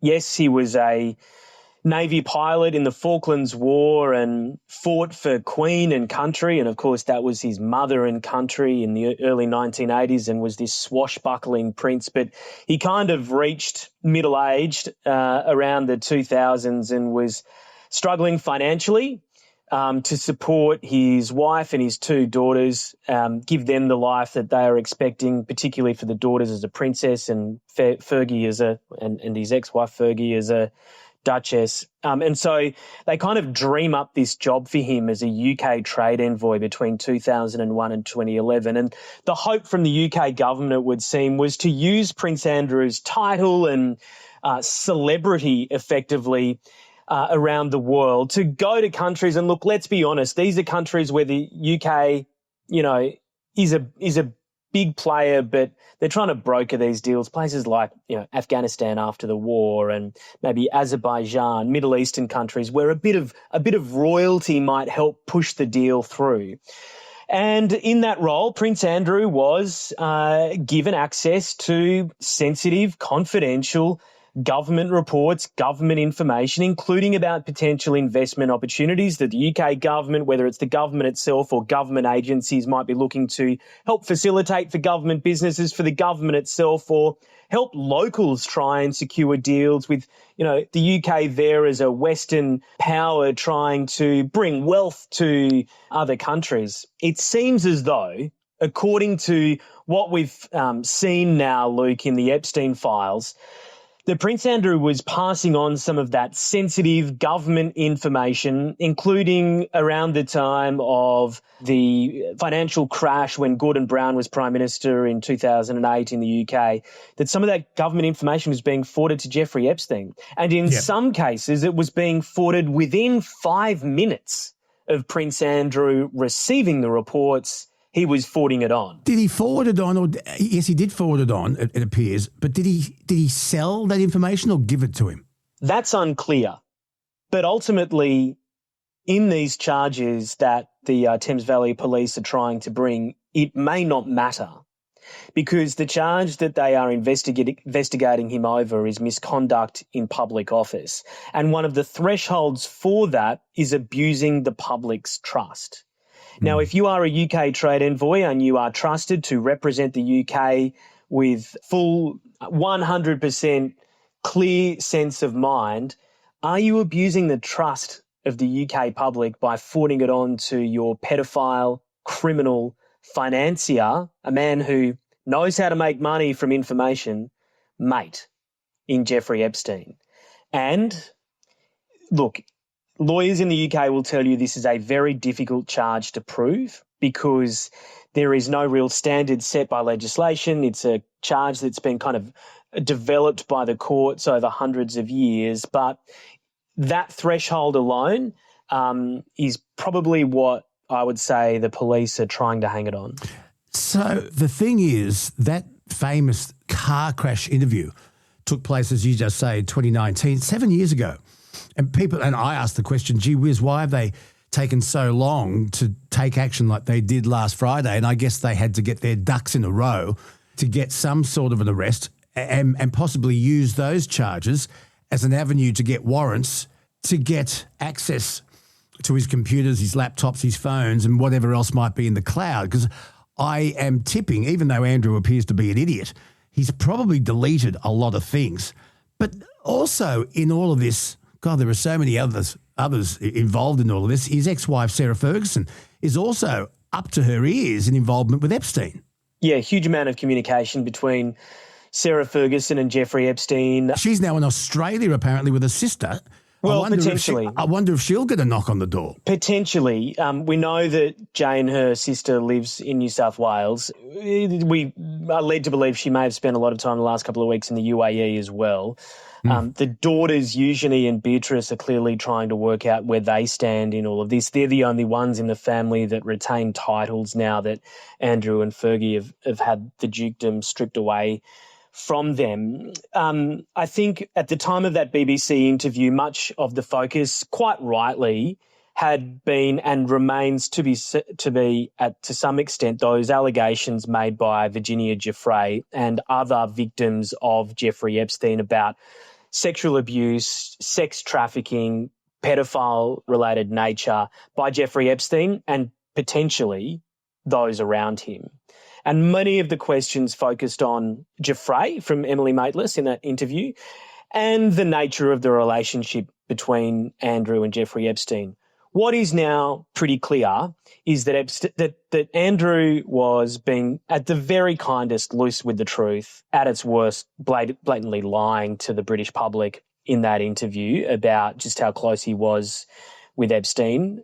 Beyond that, he was probably lying to his family, and that would include his mother and his brother as well. Which makes me also think, did his mother and brother and did the royal system, the firm, enable Andrew to get away with this behaviour for so long? He was first-hand reports from staff say he was just the most appalling person to work for, entitled, Andrew Lowney's book was so aptly named, wasn't it? But was he enabled? Do you think the public feels sorry for him in a way that he had no disciplinary restraints put on him, like most of our kids do, and was just allowed to absolutely run riot and use his position of power to do exactly whatever he wanted? You just mentioned Virginia Giuffre, and he said in the BBC Newsnight interview he'd never seen her, had never met her, didn't know who she was, wasn't me in the photo, and yet they paid $12 million in hush money to shut her up, to avoid a civil case. Now, if my son came to me and said there's a woman who's spreading blatant lies about me and they are absolutely, completely untruthful, I'd say let's fight it. But they didn't. They came up with $12 million. One, whose $12 million was it? And why would you pay that much money if you are completely innocent? Yeah, not just $12 million, £12 million, Luke. So £12 million, $20 million. And it's now pretty clear that money came from the Queen and Prince Philip's own personal money, their own personal wealth. We know that the Queen had a real blind spot for her favourite son, Prince Andrew, who, as a young man was this swashbuckling prince. He was at one point second in line to the throne behind his brother. If Charles never married, never had children, Andrew would be the next in line. He would be heir apparent right now. I think, the Queen, she clearly let Andrew get away with a lot. Not just in relation to this, in his own personal life as well. And she had a real blind spot for him. He was enabled by his position because that is literally the only reason why he was a UK trade envoy in to have that title. He had no real skills beyond being a prince. I think what we see from the people who surrounded Jeffrey Epstein, they all weren't nobodies. They were somebodies. They're names that we recognise. And Prince Andrew being one of them, clearly felt comfortable in that world and potentially felt comfortable enough to do some pretty bad things to other people. In terms of the money, I don't think anyone's ever going to get it back. There's no real suggestion that Andrew's going to pay it back, that he and Fergie are in a position to pay it back. But you're right. You don't pay someone off if you think that there's something that you can defend either in the court of public opinion or in a courtroom. So this does speak to, I think, what a decision that Andrew is going to face going forward, that if he does end up being charged, how much does he know about what others around him knew in terms of what they were able to help facilitate for him? How much did the palace know? How much did the king know? Who does he want to bring down around him? If he's going to go down, who else is he going to bring down? The Metropolitan Police, who provide royal protection officers to members of the royal family, including Prince Andrew, they are now asking their own officers what they saw and heard. And there are reports from former bodyguards and the like that, there are guest lists, there are manifestos at the gates of the palaces. They know who came and went. Someone must have seen it all. You can't just slip into a palace unseen and unnoticed. All right, let's talk real life for a second. Most of us don't fall off the wagon because we're lazy. It's because we're busy. Long days, weird hours, grabbing whatever's closest. That's where Power B comes in. It's a proper meal replacement. It's chocolate in flavour. God, it's delicious. It actually fills you up. And it's built with premium grass-fed whey protein, probiotics for digestion, vitamins, and Nature Bee's Power Pollen for energy and overall well-being. It's not about starving yourself or doing anything extreme. It's just 2 shakes a day to replace the meals that normally throw you off track. Simple, consistent, done. They've got an intro pack for $39.95 and it's backed by a 100% money-back guarantee. So you're not taking a gamble. There's no chance in this. If it doesn't work, they give you your money back. But it does work. Have a look at naturebee.com and always use it alongside a balanced diet and regular exercise. So there are other people who know. It is clear that the Metropolitan Police has a problem within itself because it is struggling to now comprehend with the fact that it is expected to investigate Prince Andrew, but its own officers were alongside him the whole time. Yes. And that is disgraceful. And I think, think about the police forces who are actually going after Prince Andrew right now. It's Thames Valley. Now, they don't provide bodyguards. They are the local police force that runs the area around Windsor and Royal Lodge, where Andrew lived for 30 years. It's Norfolk Police at Sandringham.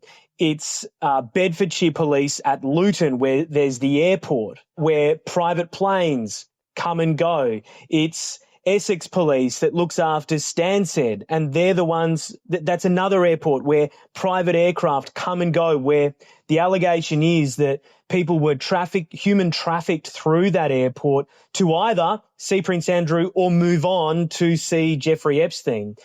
And the Metropolitan Police is sitting there going, whoa, we may have seen all of this happen. Our officers may have seen all of this happen. Maybe we're involved in this as well. So it's a really big problem, not just for the royals, but for so many parts of the British establishment. Because there are first-hand reports from security officers that Andrew said to one of the security officers, who are not Andrew's private staff or his friends, they're paid for by the taxpayer, they're protection officers, when Virginia Giuffre came out with her allegations, someone that Andrew had never heard of, he asked one of the security officers to do a background check on her, and he had her social security number and all her contact details. Now, that's highly inappropriate. Is that being investigated? Yeah, well, that's some of the information that's been released as part of the Epstein files, 3 million documents. No human in the world is ever going to be able to read all of them. But, yeah, I think part of this is that there are crimes that seemingly have been committed in various parts of the world, including in the UK potentially, certainly in the US, because Jeffrey Epstein was convicted, and there is so much more information that is emerging. You've got a Department of Justice in Washington under the thumb of Donald Trump, which seems, I guess, under duress, willing to release these redacted documents by order of Congress, but isn't seemingly going after anybody else, anybody who's named in the documents. Democrats in Congress who are desperate, some Republicans too, to interview interview the former Prince Andrew before a congressional hearing, which would be, a spectacular show trial. And now you've got authorities in the UK who seemingly have reached the point where they can go and interview Andrew Mountbatten Windsor and cause this splash and hope that more information come forwards. It is messy. It is confusing because there are so many different parts. There are so many different jurisdictions and people who have the power to investigate. It's just going to keep dragging on and on. Yeah. I wonder if in our lifetime we'll see some sort of closure in all of this. I got a funny feeling things will move pretty quickly now. I wonder if Andrew's passport was taken when he was arrested, because Andrew Lowney, the author of the book entitled, has said really clearly he believes Andrew could go to Dubai or somewhere in the UAE where there is no extradition treaty and just disappear. Let's have a listen. Yeah. So what do you make of that? Do you think that Andrew was a flight risk? Would you assume they've confiscated his passport?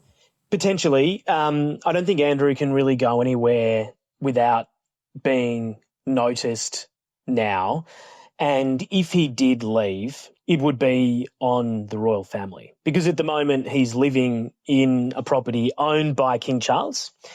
And if Charles let him go, I think that would be, I think it's a big thing to say it'd be the end, but there's not much. How do you come back from that? Well, I said this on Sunrise on Friday. This is make or break for the royal family. And it's time that and Charles has, to us, to the public, appeared to have kept his brother at arm's length now, taken away all his titles, his real estate, and seems to have cut him loose. Do you reckon that the king got a heads up that his brother was about to be arrested? Or do you see, you would think out of protocol to the king, they would let him know that his brother, eighth in line to the throne, was about to be arrested. But if they went out to Sandringham and Andrew, for some reason, wasn't home, they could point the finger at the king and say, you must have tipped him off. I would have thought he would like to be kept right out of this, or would he? Look, our understanding is that he wasn't given a heads up. The only people that were given a heads up is the UK Home Office that oversees police forces across the UK, and the National Crime Authority and the National Police Commissioners group that kind of is trying to facilitate some of this. I think the king has, in his statement, he said, the law has to run its course. And I think he will be very keen to make sure that everything from this point forward, because clearly this is not the case up until now, everything is done by the book.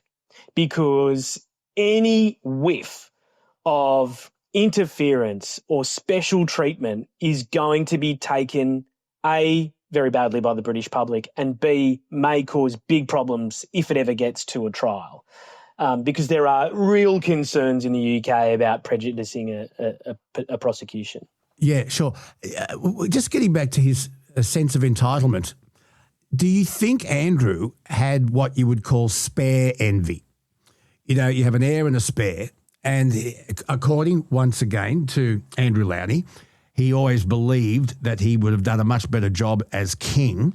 King Charles, as we know, has made some dumbass decisions in his life, and his associate, he appears to have been a very bad judge of character on a lot of levels. I mean, let's look at his association with the former Bishop of Lewes, Bishop of Gloucester, Peter Ball. And for our listeners, you can Google Peter Ball, who was sentenced to 32 months in prison for sexual offences against 18 young men, spanning over 15 years. And he was also a big supporter of Jimmy Savile. So you wonder, you do wonder, don't you, Hugh? Yeah, look, Charles had a long life before he became king. And, there's a whole world that exists in the UK of celebrity, politician, royal, some might call the part of it the lovies that they call them in the UK, people who move in these celebrity circles. And the royals are part of that. They're the ones who turn up to the Royal Opera House first night. They're the ones who turn up to the BAFTAs. They're the ones who turn up to the art gallery openings in Chelsea. So that is the world they move in. And, in that world, there are bad actors. Jimmy Savile is a very good and equally horrible example of that. He was a necrophiliac. He was a serial sex offender and rapist. He had keys to a morgue. Horrible. I mean, please Google Jimmy Savile, because I don't know if I want to go into his details, but what a creature. Absolute. And he had the whole nation, I guess, fooled, including the king. And I guess there are people who attach themselves to the king's name as well. Oh, I met the king last night. I spent time with the king. It was probably, within 100 metres of the king for some of them, but some do become very close friends. And I guess the royals search out people who have some similar experience to them in terms of being a name or having a high profile, having to live, and living in a bubble. Living in a bubble and not living a normal life. I know. But I think, and this is just the feedback I'm getting, and I bet you're getting it too, I think people are not 100% convinced that the Queen, the late Queen, Her Majesty, and the King they must have known. They must have known. You can't look sideways or go anywhere, even to go and get pizza with your two daughters. Yeah, I think the Queen will be happy. I mean, if she was around, I think the Queen would be happy that she's not around to see this, because this is so bad. I think her legacy will carry some tarnish from this, because much of it happen on her watch. And it is clear that whatever advice she may have been given over the years, whether it was formal advice or whispers on the sidelines, she was willing to either look the other way or not look at all. And facilitating that payment to pay off Virginia Giuffre speaks to some of that. Oh, why would you pay someone I said £16 million, $22 million. About $20 million. $20 million. About $20 million. Yeah. If you're saying she's lying and I've never met her, I don't know her, and then you ask a Secret Service agent to do some background on her. Anyway. And I think part of that as well, and it did kind of work for a little while, is that it shut everything down.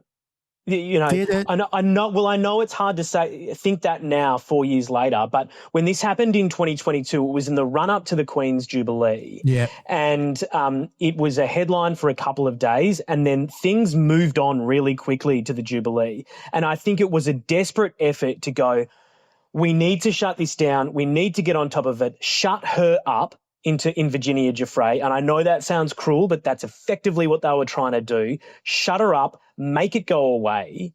And it did. It did for a period, and it gave the Royals clear air. And it speaks to this obsession with media management, public opinion management. And they, at that point, were in control. The big difference now, Luke, is that they have lost control. They have done almost all they can in terms of sanctioning Andrew themselves, apart from remove him from the line of succession, which ultimately falls to the UK Parliament and the Australian Parliament, along with the other 14 countries where Charles is king. But the palace has lost control. They cannot get it back because control is in the hands of the police forces across the UK and the Crown Prosecution Service. And they are the ones that will make the calls going forward. The king can't do anything. He can't do anything. And as you know, media, especially tabloid media, which the Britons are kings and queens of, once they smell blood in the water, they will control the narrative, and they won't stop on this now. Yeah, and they're pretty good at picking it too. And it's not just, you know, the Royals have been through the tabloid washer for decades. Charles and Di, Fergie toe-sucking, the complete breakdown of the relationship between the Sussexes and the Royals, scandal after scandal after scandal. It's all been big tabloid fodder. Harry wearing a Nazi uniform to his 21st birthday, right. Every single little thing. They've survived it all. But this is something else because it does speak to criminality potentially taking place at the heart of the royal family. They are not untouchable anymore. They have lost control. And on top of that, you now have a British public that are losing their sense of deference to the royals when they're out and about. You're seeing more protests, you're seeing more heckling, you're seeing more uncomfortable situations that the royals are being forced to put themselves in public, because if they want to be seen to be doing good and to be doing their duty to promote good causes and be seen as symbols of the nation, they need to be out and about. But they're now being confronted by, as I say, protest and heckling on the streets and a royal press pack. This is one of the big things, Luke. The royal press pack that is no longer willing to stand behind the rope or behind the barrier and do as they're told. Now, I did it for a long time, and we all towed the line because part of the kind of unsaid and in some cases said deal was we play by their rules and they give us what we want in the long run, whether it be pictures of the kids or nice pictures of Harry and Meghan when they were access, you know, the kind of dream of an interview, being in the good spots at the funeral, being in the good spots at the wedding, that kind of thing. Now, the Royal Press Pack, led by the UK broadcasters and the papers, are going, this has not worked in this situation. It has gone too far. We need to step out of line and yell questions and make things uncomfortable. And that is the beginning of the end of that tacit deal that has existed, that has protected the royal family and in some cases protected the ability of journos to cover them to some capacity, but we're almost at the point now where all bets are off, if we're not there already, and that's where it starts to crumble. If Andrew down the track is in fact found guilty of misconduct in public office, that carries a maximum term of life.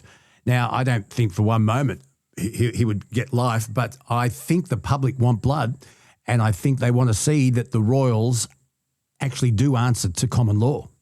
Yeah, well, that is one of the greatest revelations out of this, Luke, is that the royals are not untouchable. Now, this is a man that has lost his titles, but he's still eighth in line. He's still eighth in line. He's lost most of the trappings of his birthright, and yet he still can be arrested. And in theory, he still can be charged. And that is unprecedented beyond. You go back to Charles I It's a and Oliver long way to Cromwell. go back, but that was an English civil war, Luke. So, slightly different circumstances. That was actual revolution.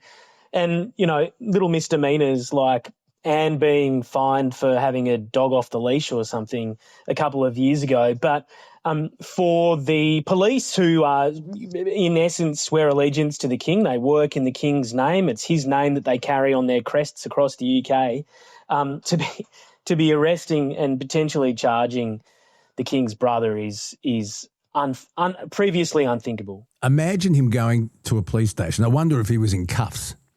He goes to a police station. He's put in a holding cell. His shoelaces are removed.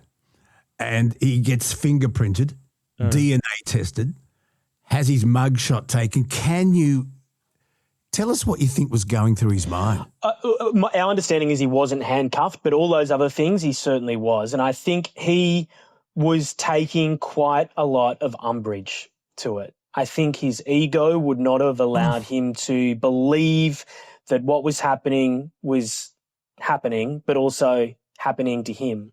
Andrew still believes he's untouchable. The amount of times that this man has been sanctioned, pushed aside, moved away from royal events, and then pops up again. It is outrageous. And, Luke, I don't want to judge people, but this guy has 72 teddy bears on his bed. And a laminated picture so that the staff can put them back into place exactly to his specifications. And if they're not exactly put back, he screams and yells. Loses his mind. He's not normal. This is not a normal man of 66 years old. And I mean, to some extent, it's just so incredible. They did all of this on his 66th birthday. Do you reckon that was deliberate, Hugh? Do you reckon they deliberately chose his birthday? They could have done it the day before or the day after. They could have. Look, I don't know what else they had in the diary, but that would have been staring at them in the face. Oh, my. Hugh Whitfield, where do you think crystal ball? Ha! What are we going to hear this week? What do you think the next step is? Crystal ball is that the institution itself has been tested so many times before. It has never been tested like this. I've heard a couple of people this week talk about, it's the greatest crisis since the abdication. The abdication was over and done in a month. That was a tabloid frenzy about Wallace Simpson for a month until King Edward abdicated. This is going to dominate the remaining years of the king's reign. It is not going to go away, even if charges never come. There are so many files in those Epstein files to pick over. There is so many more people who are potential witnesses in all of this. If it comes to the point where Andrew is charged and goes before the courts, the English legal system is broken. It is overrun with cases, not enough courtrooms, not enough magistrates, not enough judges. It will take a long time to process its way through the court system to an eventual trial. The indignity of seeing the king's brother either walking from a prison van into a courtroom or walking from a Range Rover through a press pack to a courtroom to give evidence in his own trial, sitting in a dock, is scandalous in the extreme. And the trust is being broken between the people and the palace. And it is being chipped away in large chunks now. Republican sentiment has always been there in the UK, but it is rising. It's obviously not in a majority, but it's creeping up. This is a big problem for the king that is not going to go away.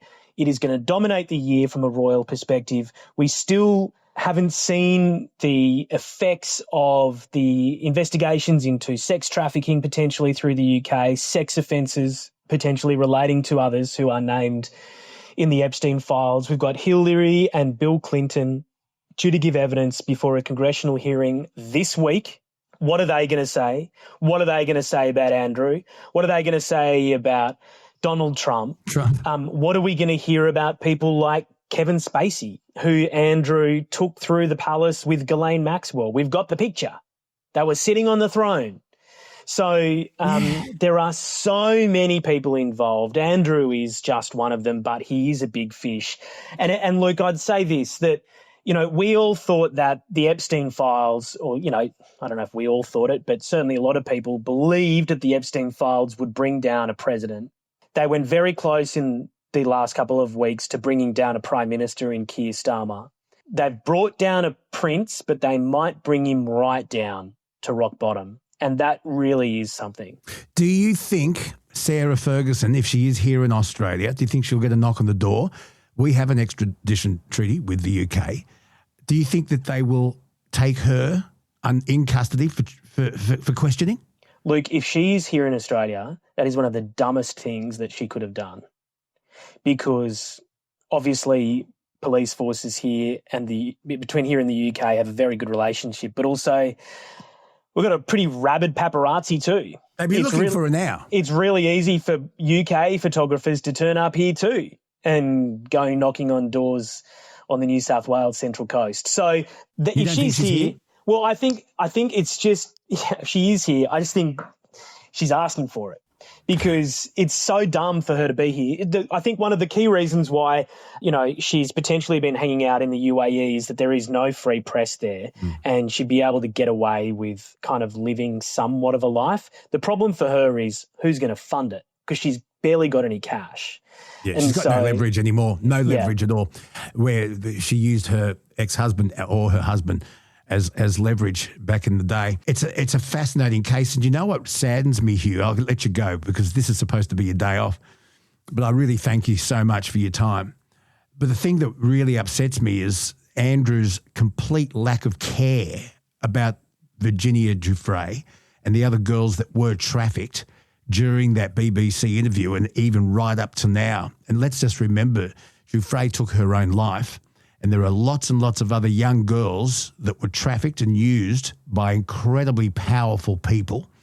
And I think we need to spare a thought for the survivors.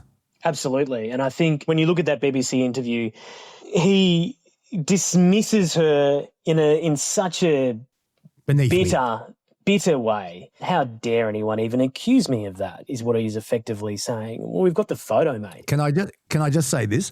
I bet he's sweating now. It was such I don't want to use this word lightly, but it was a delicious front page by The Sun. Now he's sweating. Andrew is not a good man. He's not a good man. And it doesn't matter if he's charged with criminal activity or not.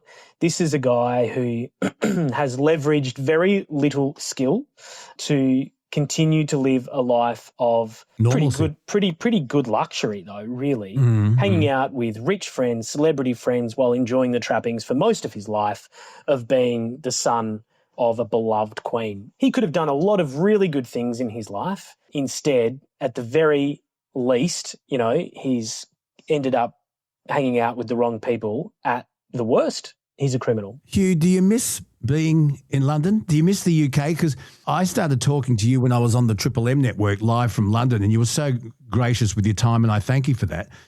Do you wish you were back there now in winter?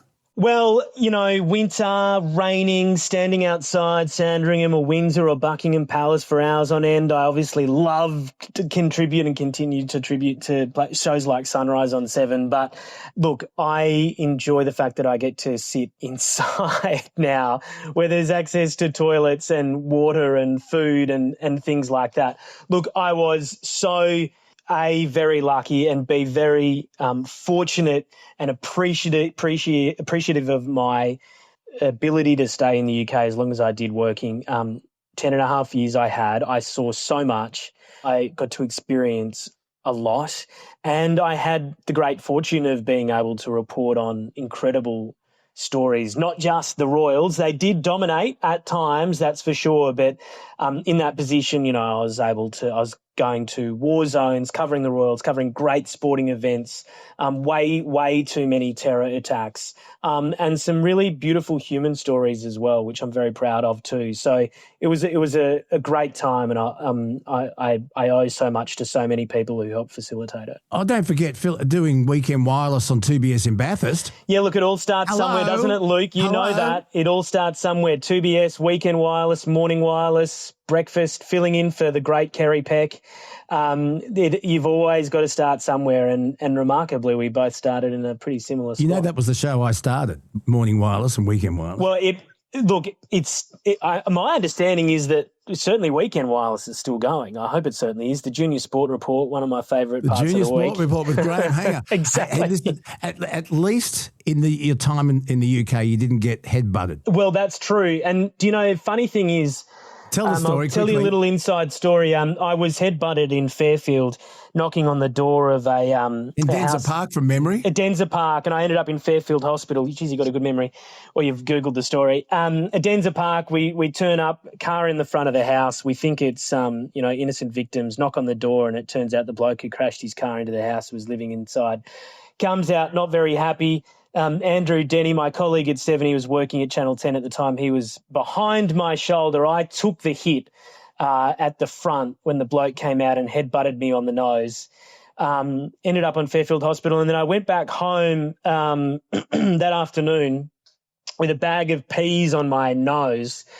And I'd been in some discussions with 7 in the weeks leading up that, were very confidential about going to London potentially. And that afternoon, after taking a hit in the name of journalism, Rob Rashke, who was the boss of 7 News at the time, said, "Oh, do you want to start looking at apartments in London to live in?" And I think I took that as the job offer. So it all worked out in the end. It all works out for a reason. Where one door opens, or when one door slams, another one opens. The door opened very fast, and then when he headbutted me, it slammed shut straight away. Hugh, it's great when I run into you at Channel 7, and you're amazing. I mean, you've hosted, you report, and you just look as fresh. On Friday, you looked as fresh at 7 o'clock at night as you did at 6 o'clock in the morning that day. I've got to ask you, how many times on Friday did you shave? Are you a once a day? Only once. A lot of makeup. It's all the makeup reapplication, Luke. Well, you looked absolutely, and you were as fresh as a daisy. I couldn't believe I'm watching the news, and then Michael Usher says, and Hugh Whitfield joining us again after 6. You're kidding. So you are a thorough professional, and you're a great bloke, and thank you so much for your insight into this royal drama that. Well, it's the gift that keeps on giving, isn't it? Oh, we'll be still talking about it many, many months to come, I think. Good on you, Luke. I really appreciate it. Hopefully you and I can talk again soon. Thank you so much. Good on you. Absolutely. Cheers.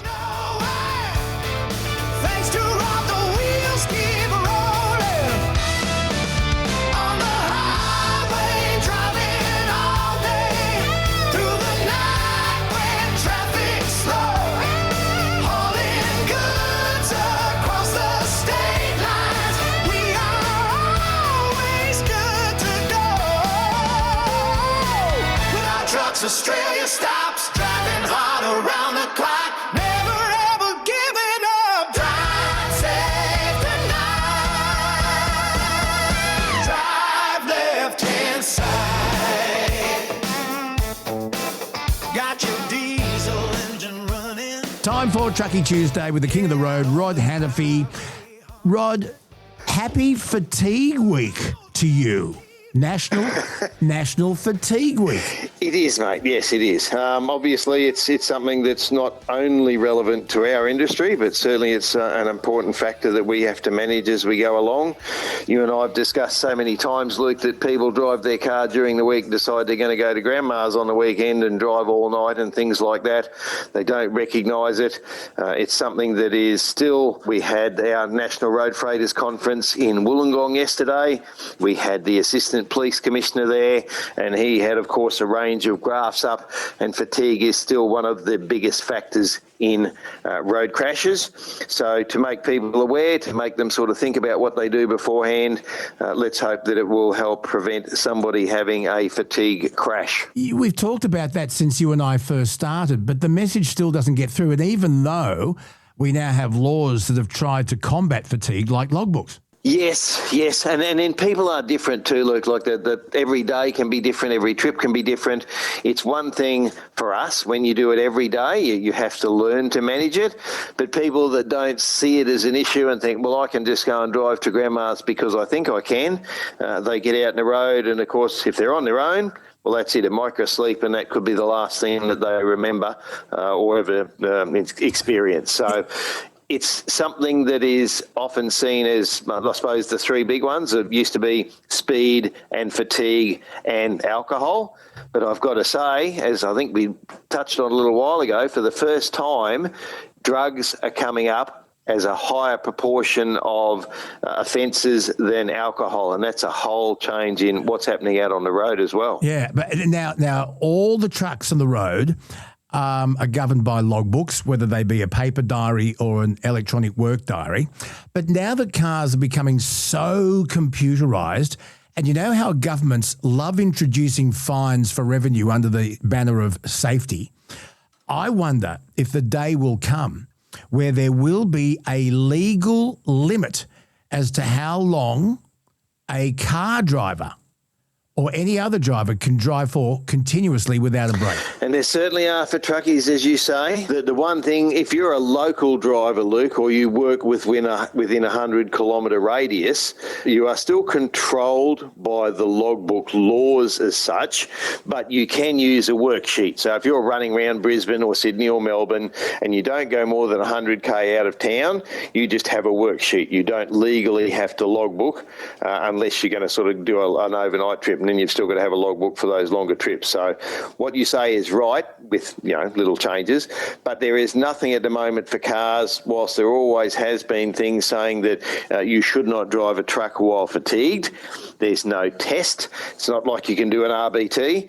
They did try in the States at one stage, but somewhere in the future, as you say, there will be something, whether it reads your oxygen in your breath or something like that, or there's some other test they come up with.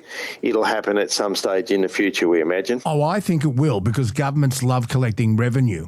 And I think this is going to be an easy one down the track when we have most cars fitted with so many computers. Kelsey drove a Hyundai Kona electric car from Sydney to Dubbo a few weeks ago, and it has a camera, and it could tell when her eyes had lifted from the road and beeped and gave her a reminder. So it's watching you. I think the day is coming where a camera will be able to tell and identify who's in the driver's seat, exactly who that driver is, and how long they've been sitting in that driver's seat. I think the day is coming sooner than later that it will be able to be policed. Yes, well, you might have heard of alcohol interlocks, people who have been charged in the past, and there is a camera in them to make sure that you're not got somebody else starting the car for you or something, is my understanding. Yes. They're pretty comprehensive systems, so people can't get around them. The other thing that did come up is so many people have their license suspended, and I think he said it was 11,000. For goodness sake, I'm not definitely sure. I'd have to go and check my notes, but I think there was 11,000 people with suspended licenses in New South Wales, and of course, because they're suspended and they continue to drive because they think they have the right to do that, they are also over-involved in accidents. So, look, it's another thing out there.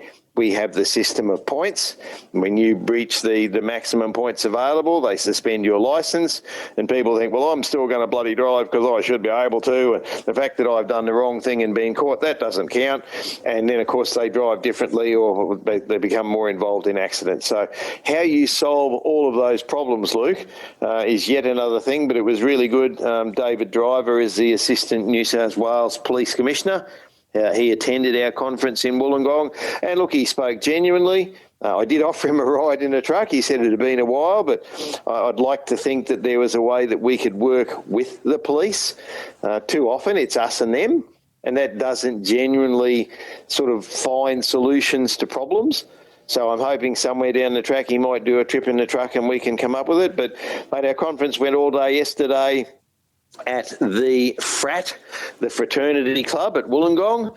I think we had about 90 to 100 people attend for the day, and then we had a dinner last night, a bit of an auction. And look, again, from my point of view, National Road Freighters is probably the only group that really looks after drivers. Like if you're in the union, well, then you can go to the union rep, but if you're just a driver out there on the road, if you're a small owner driver or a small fleet driver, we really don't have the representation at government, but we did have other association members there. We had Jenny Aitchison, the New South Wales Minister for Transport.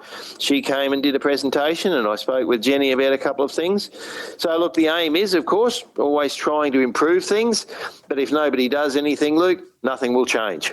Exactly. Now, Rod, you were at the NRFA conference on the weekend. Take it away. What came out of it? Mate, it was about safety, sustainability and viability. We've spoken about sham contracting. That was certainly discussed, and how we think the government is asleep at the wheel. They're not doing anything about it. Yes, in the past it happened, but it seems that COVID was sort of one of those linchpins where all of a sudden people have said, well, I'm going to do this and I'm going to do that. And Pete, if people are advertising that they want you to come and drive for them, but you must have an ABN, well, that's a sham because they're not paying their tax, the government's missing out, the driver's missing out, and then a company that is paying all of those things, super and holiday pay and all of the things that they are required to, so a driver's getting paid decent money, they're cheating the system and then they can't compete. So we're really disappointed it's got to the point where we've lost so many companies and family companies and people that have been in an industry a long time and have put virtually all their life into it, and now at a point where they simply can't compete and yet nothing's being done. So that was the sustainability side. I suppose safety, we've done a lot in the industry, and again, David Driver had figures there showing that the accident rate for articulated vehicles has decreased, but unfortunately the accident rate for heavy ridges had increased. So, your body truck sort of thing. Again, we've got more vehicles on the road, more cars, and the roads are not what they are. We did raise the issue of roads, but look, then that's about safety, and we're trying to get that done. There is such a big thing. Jenny Aitchison spoke of the fact that we'd had the floods and they'd had so much to do. They brought some money forward to do road maintenance, so let's hope that improves the roads and makes them safer. But to get other industry associations there, that was really good. We've come up with some things to do, of course, and you can't fix the problem on the day, Luke. No matter what your intent is or how good those intentions are, you're not going to fix it on the day, but you get there, you talk about it, you put it forward, we put things in motion. And look, we also had a couple of awards were nominated. So Mark Brown has been from TVI Insurance. He's been a big supporter of the NRFA for many years. He was awarded life membership. Andy Duval, who operates a transport company with his brothers in Goulburn, he won the Noel Porter Award. And then we had a joint award for the Terry Bradley Award, which is for women. One was a lady by the name of Jenny Fellows. Her and her husband operate a transport business, but they actually go to schools and they do a program at schools about sharing kids, teaching them about trucks, because again, it came up a number of times that we don't teach kids about sharing the road with trucks when they get a licence now. And then Colette Forsyth, who is our treasurer and wife of the Vice President, she's virtually held the NRFA together for many years, and she organised the conference, she does all the background stuff, and she got that award as well. So we recognised a few that have supported the NRFA in the industry. And it's something, if you don't recognise those people, Luke, people don't do it for the award, they don't do it for that recognition.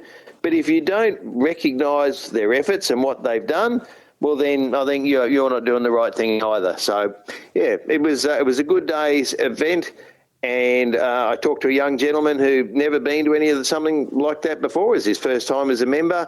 I said, "What did you think?" And he said, "Mate, it was very informative." He said, "I've learned stuff, and hopefully it'll help improve my business in the future." Rod, we'd love to get Paul Daly from the NHVR on the Truckee Tuesday Bonafide podcast at one point. I wonder if he'd be into that.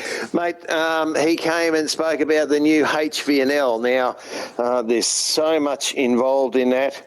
They're doing a lot of work, and geez, they've got a lot of work to do in the next few months to get it ready before it comes through, mate. So we'll approach them and see if he'd like to come on. Explain the HVNL. What about the meaning of life? That would be easier. Okay, all right, fair enough. The HVNL is the heavy vehicle national law. We sought a review. We said that the law is old. And again, mate, if you compare our HVNL was nearly 700 pages compared to what airline pilots operate under, which is nothing like that, it is so convoluted. It is so difficult to know it all, to be compliant all the time, different rules in different states, et cetera, et cetera. So we sought a review. The NTC, the National Transport Commission, initiated that review 9 years ago. Did you hear me? 9 years ago. Yeah. It's cost a lot of money. We even had a review of the review. And again, I'm disappointed in some of the things that we would have liked to have seen that didn't get through. But they've got to deal with 7 transport ministers and 7 police commissioners to get them to all agree, and that's pretty hard. And finally, this law will come into play in the second half of this year if everything goes to plan.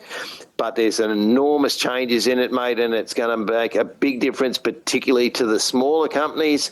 They're saying it'll make it better.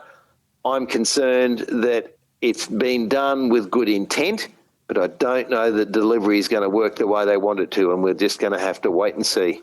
Rod, one of our listeners has sent us a photo of their rig. My God, it's a rig and a half. And for our listeners who also watch this on YouTube, you'll see this thing. And there's a message to share. You guys have little road trains over east. These ones are from the west. This one is 60 metres long, 195 tonne loaded on the roads. I've been a long-time listener right from your first night on the M's and have listened to every episode of the podcast. Keep it up. Great work, you guys. Have you seen this? Super quads, yes. Western Australia is the only place that operates super quads at 60 metres. We do have triple road trains and some 4-trailer combinations that operate as a Type 2 road train to 53.5 metres into territory. And look, they're mainly in mining, those sorts of things over there, because they cart a lot of product and they're very efficient. It's good to see that he's been listening. And I must say, mate, I had another bloke ask me during the week, whatever happened to Luke? What happened to the radio show? Mate, you've got to go and find a podcast. Got punted. Yes, I know, mate, for the 3rd time. But he didn't know where you disappeared to. See, we should have put more promotion out on Triple M after on the last show. But you didn't have that all sorted then. But anyway, I put him on to, I said, do you get Spotify? Yeah. Well, I said, you just put Bonafide in there and you'll get the podcast. And he said, how many is there? I said, well, there's probably about 70 now, so 82. You've got a lot of catching up to do. Okay, but let me just tell you this. Yeah, we are on Spotify, but if you can go onto YouTube, you get to see the pictures as well. So, yes. And people, this is the biggest, 60 metres, 195 times. Rod, I was watching late at night, as I do. I was watching an episode of Outback Truckers. Mm-hmm. And there was a guy delivering, and I can't tell you how many trailers he had behind him. I think maybe 3 long ones. Mm-hmm. And he was delivering road base, just gravel, brown gravel. Yes. Yep. To a road they were making. God, out in the middle of nowhere. It was in the Northern Territory. And he went on, he was on bitumen, then 170 Ks of dirt, then back onto bitumen for a while, then more dirt. Yes. Anyway, I learned something really interesting, and this is not news to you, but I found it fascinating. So he has had to cart this road base all these miles, and I don't know how many trailers he had. Let's assume 2, but it could have been 3. If that road base wasn't put into his very long trailers correctly, as the hydraulics lifted up for him to tip it at a specific spot and then slowly move forward so that the road base comes out so the workman can come and use it, if it's not balanced, when it gets 10 metres up in the air, it could fall over sideways and take the truck with it. And it was the most fascinating thing. I was on the edge of my seat. I'm not joking. I'm absolutely not joking. Luckily, he did it very, very slowly, and then he had to get out in nearly 50-degree heat and unhook his trailer and then put another one on. He had to reverse it back like threading a needle. and got it right back on so he could clamp it or clip it or whatever. It was the most unbelievable skill. He did it in one go, but then had to give it a wiggle just to get it. But he reversed it just using bloody mirrors. Yes. And got his tow bar in the hole. I don't know, please, just explain what I'm trying to, just you explain now for our truckies what I'm trying to explain, because it was amazing to watch. Yes. So if you have a semi-trailer, you have the truck with a prime mover with a turntable on the back, and that first trailer goes into the turntable. Once you start hooking up road trains, you have what's called a converter dolly, and it's virtually a chassis with a drawbar at the front, and it has a hole in the front of the drawbar, and that pin that locks into the ring feeder on the back of the first trailer. So the ring feeder has a pin in it. You lift it up when you want to unhook it, and you lift it up to hook up the next trailer. But as you say, you've got to guide the ring feeder. Now it has a gap, let's say, and you'll tell me that I'm old, it's probably 6 to 8 inches, probably about 300 mil across. The pin sits in the middle of that. Yes, it does have a slight taper on each of the 4 surfaces, like to the side, top and bottom. So you've got to line up the pin on the dolly drawbar to go in the ring feeder.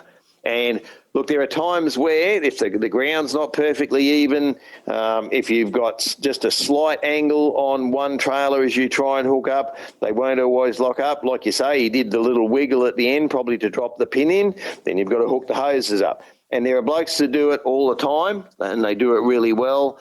It is probably the highest grossing weight. You've got heavy haulage that can cart a couple of 100 tonne as well. But we in Australia have virtually the biggest road combinations anywhere in the world.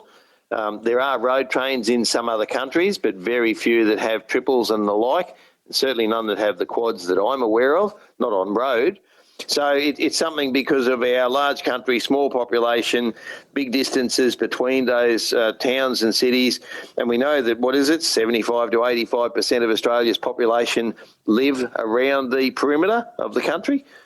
So, mate, we've got these big gaps in the middle, and yet we've got to supply the services, the road base, the food for all of those communities. And road trains do that very well. And the blokes that operate them, as you say, have a level of skill and have done it over many years. And, people, even in America, there's a lot of American drivers say, I want to come to Australia and drive road trains. And it's easy to say, but it takes years of experience to learn how to do it properly and safely, Luke. I can't believe that I now go searching on my telly for Outback Truckies. I love it. Who would have thought? Yes, and I think it's in its 11th season now, I think. Who was that bloke we spoke to? Been around for a while. Who was that bloke we spoke to? Yogi. Can we get him back? Because he was great. Yes, well, Yogi's on our board. He was at the event yesterday, and Steve Graham, if you've watched Outback Truckers, Steve Graham is the bloke that does the triples. Why do they call it Outback Truckers when you've told me for years it's truckies?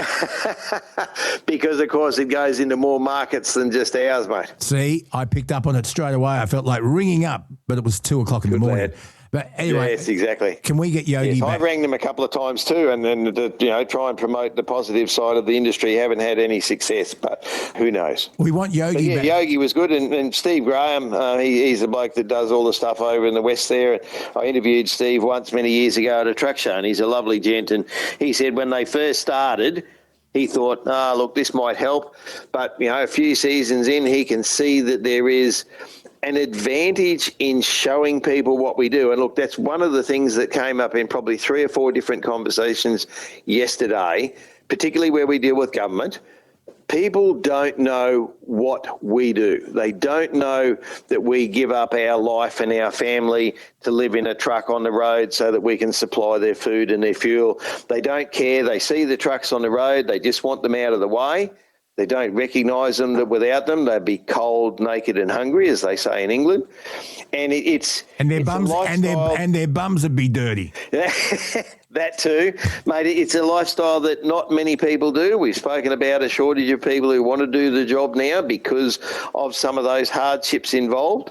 And people, like those that are doing that stuff in the territory, 50-degree heat, what happens when you blow a tyre? Well, you can't just call the tyre service down the road. You've got to fix it yourself, because if you don't, then the next one blows. And look, people don't recognise. They say you're just a bloody truckie. And unfortunately for people that see a truck run around in the city and they think, oh, the truck's in its way, again, it's delivering all the food and the fuel. And then you look into those people that do the outback stuff and the long distance stuff and the heavy haulage stuff. Look, I don't think people recognise what we give up out of our lives for theirs. I'm certain that the government don't recognise it, because when we go to them, it is difficult to get them to listen, because, of course, they don't drive on those roads. They fly somewhere and they think, oh, the road's all good, look, it's black, nothing wrong with it. But you start carting 200 tonne down it, and it's a whole different story. Okay, we want Yogi back on soon. And please, we want Paul Daly from the NHVR on. Now, Rod, are you aware of the bubblegum bandit? I am. I'm not closely related, but I'm aware of it. Okay. Bubblegum bandit is Ash Anderson from Dynamic Truck School, and she has gone online with an issue. How about we get her on the phone and we'll have a chat? Shall we do that? Absolutely. Ash Anderson, the bubblegum bandit from Dynamic Truck School. Welcome to the Bonafide podcast, and Rod Hannafy is with us as well. Pleasure to be here again. Good morning, Ash. How are you, mate? Good, Rod. How are you? Not too bad, mate. Not too bad. We had our NRFA conference yesterday. You should have come along, mate. It was a good event.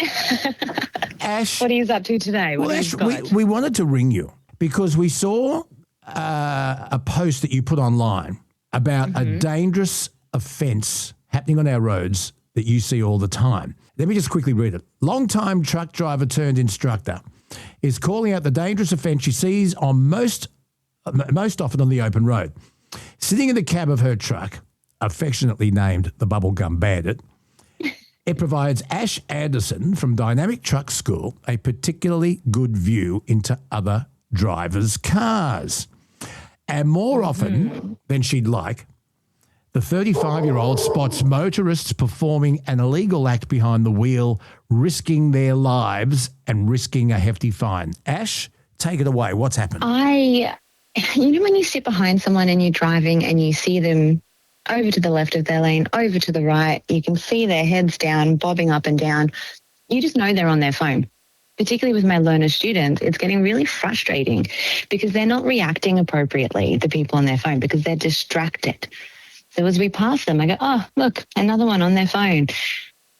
They're not focusing ahead. They're focusing on their phone. They've got one hand on the wheel and one hand at the wheel with their phone in it, swiping, watching videos, typing. I'm getting very frustrated with it. It's a hazard. It certainly is, mate. And actually, I said to David Driver, our police commissioner that attended yesterday, I said, is there one thing that we could do that you would ask us to do? And he said, I want people to concentrate on what they're doing. He said, they're there to drive. Now, we all think, and I'm sure you've heard some of the old insurance claims, Luke, I've been driving for 40 years and I've done this and I've done that. And look, we have truckies say they've done so many million kilometres, and they have. But we are talking about the average person who drives half an hour to work and half an hour home. And then we are putting them in charge of a motor vehicle. And yes, if they're in traffic, that's right. And, it depends on where you are. It doesn't matter in a way whether you're in the middle of Sydney or in the middle of the Nullarbor. You are driving a vehicle and your life and that of other people around you is in your hands. So if you are concentrating on what you are doing, you are looking around you. You are aware of what's happening. You are driving the vehicle and keeping it on the road. That's the best you can do if you do it properly. If you're deciding to go and scroll and text and do other shit, and because of the cameras that we have now, people are doing it down beside them. Now, in the past, they'd do it up on the steering wheel. I don't think that's any better. But because we have the guy yesterday with it at the steering wheel that I just passed. Oh, there you go. But now a lot of them are doing it down beside their lap because they think they can avoid the phone cameras. And that means that instead of at least if it's on the wheel, they're looking forward, they're looking to their lap and they're going backwards and forwards. And as she says, as they do that, they go from side to side and they cross the line, they go into the next lane. And it's not just one person where you slap them on the wrist. As Ash says, it's getting to be a serious problem. Are you saying, is it 1 in 20, Ash? Is it that high? Look, I'm really bad with numbers. I don't know, but it's minimum, I would say, 20 a day, if not more. And I don't do a lot of Ks in my day, right? I drive from the Redlands to Logan, and then I drive around Logan for 8 hours and drive home. Yes. So if you're seeing 20 in a day, and then look, hopefully each of those 20 survives the day and gets home, but what happens if they don't? And look, if you're waiting for a phone because you're about to win $1 million, well, then you can stop on the side of the road and answer and win your $1 million. If it's you're talking to grandma or your friend about where you're going for tea, is it that critical that you have to do that while you're driving and then you end up running into somebody because you're looking at your lap instead of the car in front of you? But also these days, it's not about the phone calls because most cars have CarPlay and whatnot in them. It's about the fact that they're engaging with their screen. They're scrolling videos. They're swiping on Tinder. They're on TikTok. They're on Facebook. The addiction to it and the inability to put it down and drive safely is phenomenal. When I look in my rearview mirror and I see someone's head doing the up, down, left to right, I know what they're doing. I will literally pull over so that they can get in front of me because I'm not going to allow them the opportunity to rear end me, particularly with my kids in the car. Yes, but then, you can get a mount for your phone. Now, we know that under the law, if the phone is correctly mounted, you can answer a phone call. But so many people still don't even have a mount in their vehicle. And then that's what they're doing. They're holding it on the steering wheel. If it drops it, what are they going to do? Oh, I've dropped my phone. And they go looking for the phone and pull the wheel, or they're trying to do it down beside their lap. So that makes it worse. Because they know it's wrong. That's exactly right. So, Luke, can you sort this out for us, mate? I'm doing my best. Fix that problem for us? I'm doing my best. I'm doing my best. Because I'm at the point where I'm about to figure out today, I was actually going to Google, how do I put cameras on my mirrors, sort of pointing down beside the truck, almost like blind spots, but that kind of thing, because those cameras would pick them up directly, straight into their windows, hands at the wheel, phone in hand. And then what are we going to do with that footage, Ash? Maybe shame them on Facebook. Shame them. A truck versus car war. Apparently, that's what I'm doing. But to be fair, you guys know just as well, I will post a dash cam video of a truck doing the wrong thing equally as much as I will a car. My argument there is there's just more cars on the road than trucks. Yes. And then, look, there are people who recognise our skills and there are people who don't. You're out there trying to teach some of those skills to new truck drivers, mate. It's something where, again, it was discussed about the licensing process, the ability to give people the proper education they need before we let them loose. And simply having a licence doesn't make you a truck driver. It means you've got a licence, and there's a lot more involved than that. 100%. Ash, tell me how you got started. As a instructor or a truckie?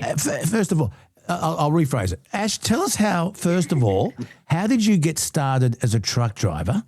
And then how did the dynamic truck school come about? But first of all, let's talk about you. How old were you when you decided, I'm going to be a truckie? I think I was 22 or 23. I think I was 23. It feels really weird saying it now. But yeah, I was 23. My boyfriend at the time drove fuel tankers. And so we can all blame Tony for my entry into industry. Sorry, Tony. He basically just got sick of me whinging about coming home, after work, after retail. And he snuck me out in his truck. And I'm not naming employers. We keep that on the down low. He snuck me out and I thought, oh, gee, this looks fun. He booked me a truck lesson. I thought, oh, this is fun. He then booked me a Road Ranger package. So I went in a Road Ranger and I passed. Loved it. I just loved it. I got to start in a little bread truck delivering dollies of bread to supermarkets, then Adgies, tippers. I went sort of bottles to Bundaberg, came back, did some dangerous goods, bitumen tankers, fuel tankers, then the container PBSA doubles. I went up to Elko Island at the top of Darwin for a little bit. Yeah, it was a big 10 years.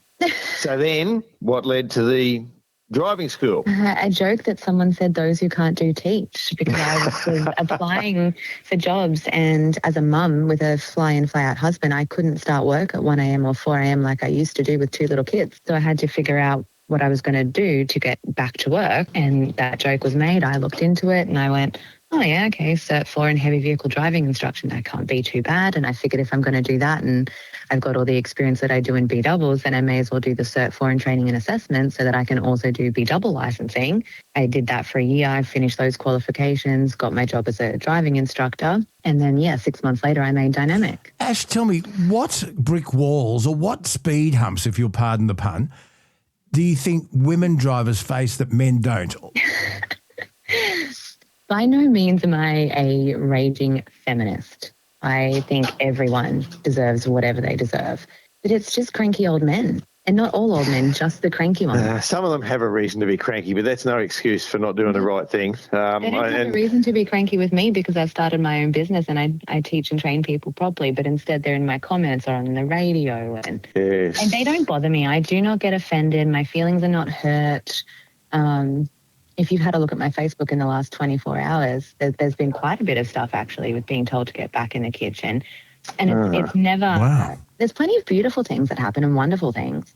And it's just always one cranky old man who's doing the mean things. But they're not mean. Like, I'm not bothered by them. What are some of the comments you've had to cop on the radio? I'm not even willing to repeat them, Luke, where other people could hear me. Well, give us an idea. Can you give us an idea?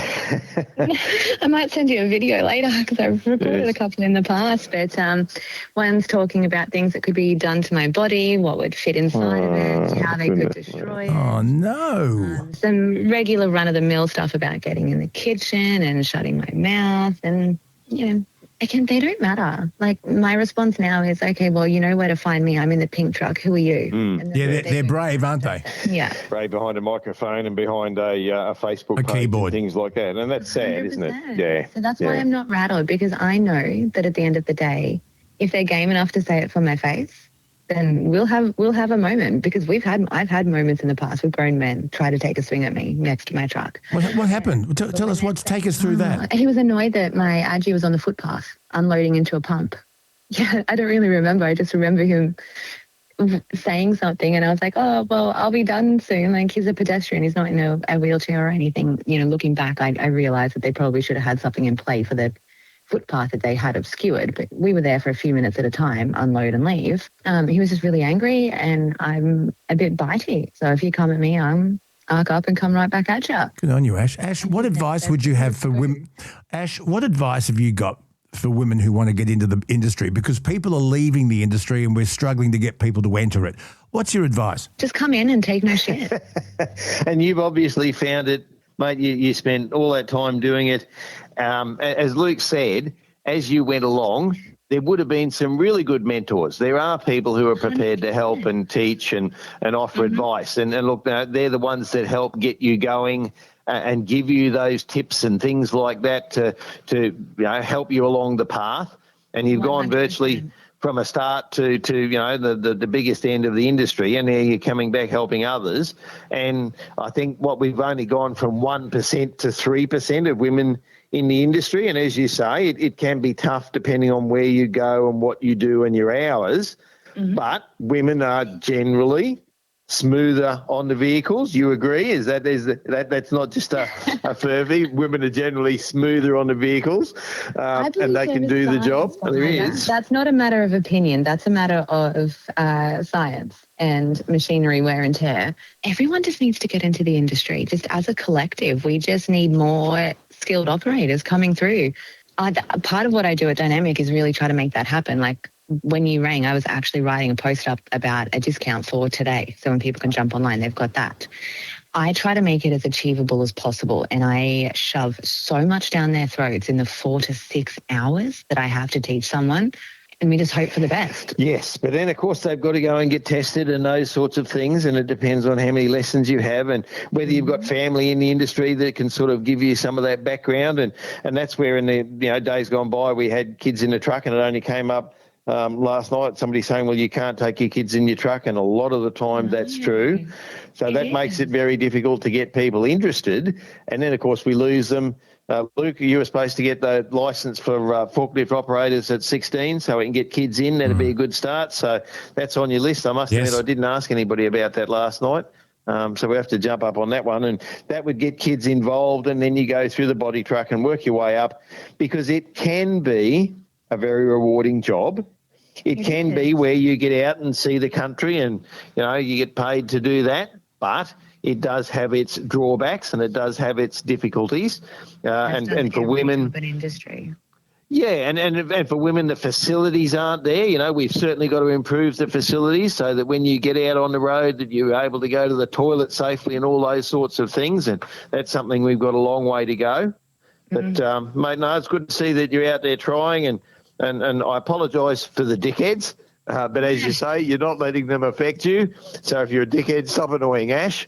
And if you want to say something, My Facebook earns money now, so the more they comment and argue with each other, the better. Yeah, good stuff. People don't have to be like that, eh? Yeah, but people don't have to be like that. It's a minor percentage. It's a very minor percentage. I've got people, that helped me out 10 years ago when I got my start, or 12 years ago when I got my start in the industry, that I'm still friends with to this day. And they are, by the same sense, old men. They're just not cranky, rude ones. So I really am not sexist. I am not, like I said, raging feminist. Some of my closest friends are 50 and 60-year-old men that are just beautiful people.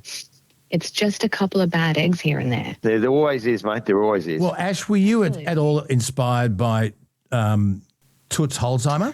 Not intentionally, but she is, how do I say this in the most beautiful way? Just a badass. Have you read the book? Yeah, she was a legend, eh? Have you read the book? Yes, twice. Toots, Woman in a Man's World, written by her daughter, Donna Vaudry. Yeah, it's fascinating, isn't it? No one, and I'm going to say no one, man or woman, alive today would be comparable. No, I'd say that'd be right, mate. You can do the job, and you're doing your part, mate. So we want women to consider the industry. We've just got to make it a little bit more suitable for some of the tasks so that they can do it properly and safely. 100%. Ash Anderson, the bubblegum bandit from Dynamic Truck School. How do we find you? How do the women find you? Well, everyone can find me on Facebook with the Dynamic Truck School or Ash Anderson Truck Instructor, or just simply www.dynamictruckschool.com.au. Ash Anderson, great to talk to you. Rod Hannafy, happy Fatigue Awareness Week. Thank you very much, mate. People should look into it. Of course, we had Andrea Hamilton-Vaughan there last night. She's the lady behind the Power Nap campaign. So if you think you are feeling tired, but you don't know where you are, where the next rest area is, pull up and have a power nap, maximum 15 minutes, and get there safely, for goodness sake. Rod Hannafy will catch you down the road, and Ash Anderson, the bubblegum bandit from Dynamic Truck School, will see you on the road as well. And folks, be nice. Be nice. Okay. And safe travelling to all. See you, Ash. Bye. See you guys. Thank you. Thank you so much for being part of episode 84 of this Yet to Win an Award podcast. See, I can't say award-winning podcast. Well, we've won awards in our own minds. But thank you so much. Any feedback, we love it. 0291 289 311 if you want to leave a voice message. Leave your feedback. Luke, what is it? What am I? lukebonaradioguy@gmail.com. lukebonaradioguy@gmail.com.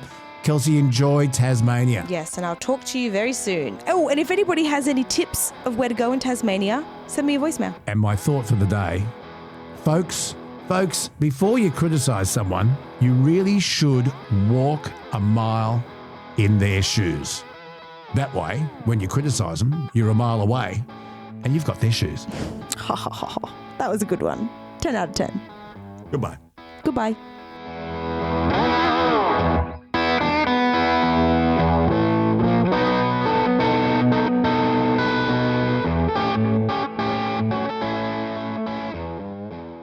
So remember, if you want something easy that actually fits into a busy day, check out Power Bee from Nature Bee. Full meal replacement. Chocolate flavour, 2 shakes a day. The intro packs only $39.95, and it comes with a 100% money-back guarantee, no questions asked. If you don't like it, the links are in the description, and like anything, it works best alongside regular exercise and a balanced diet.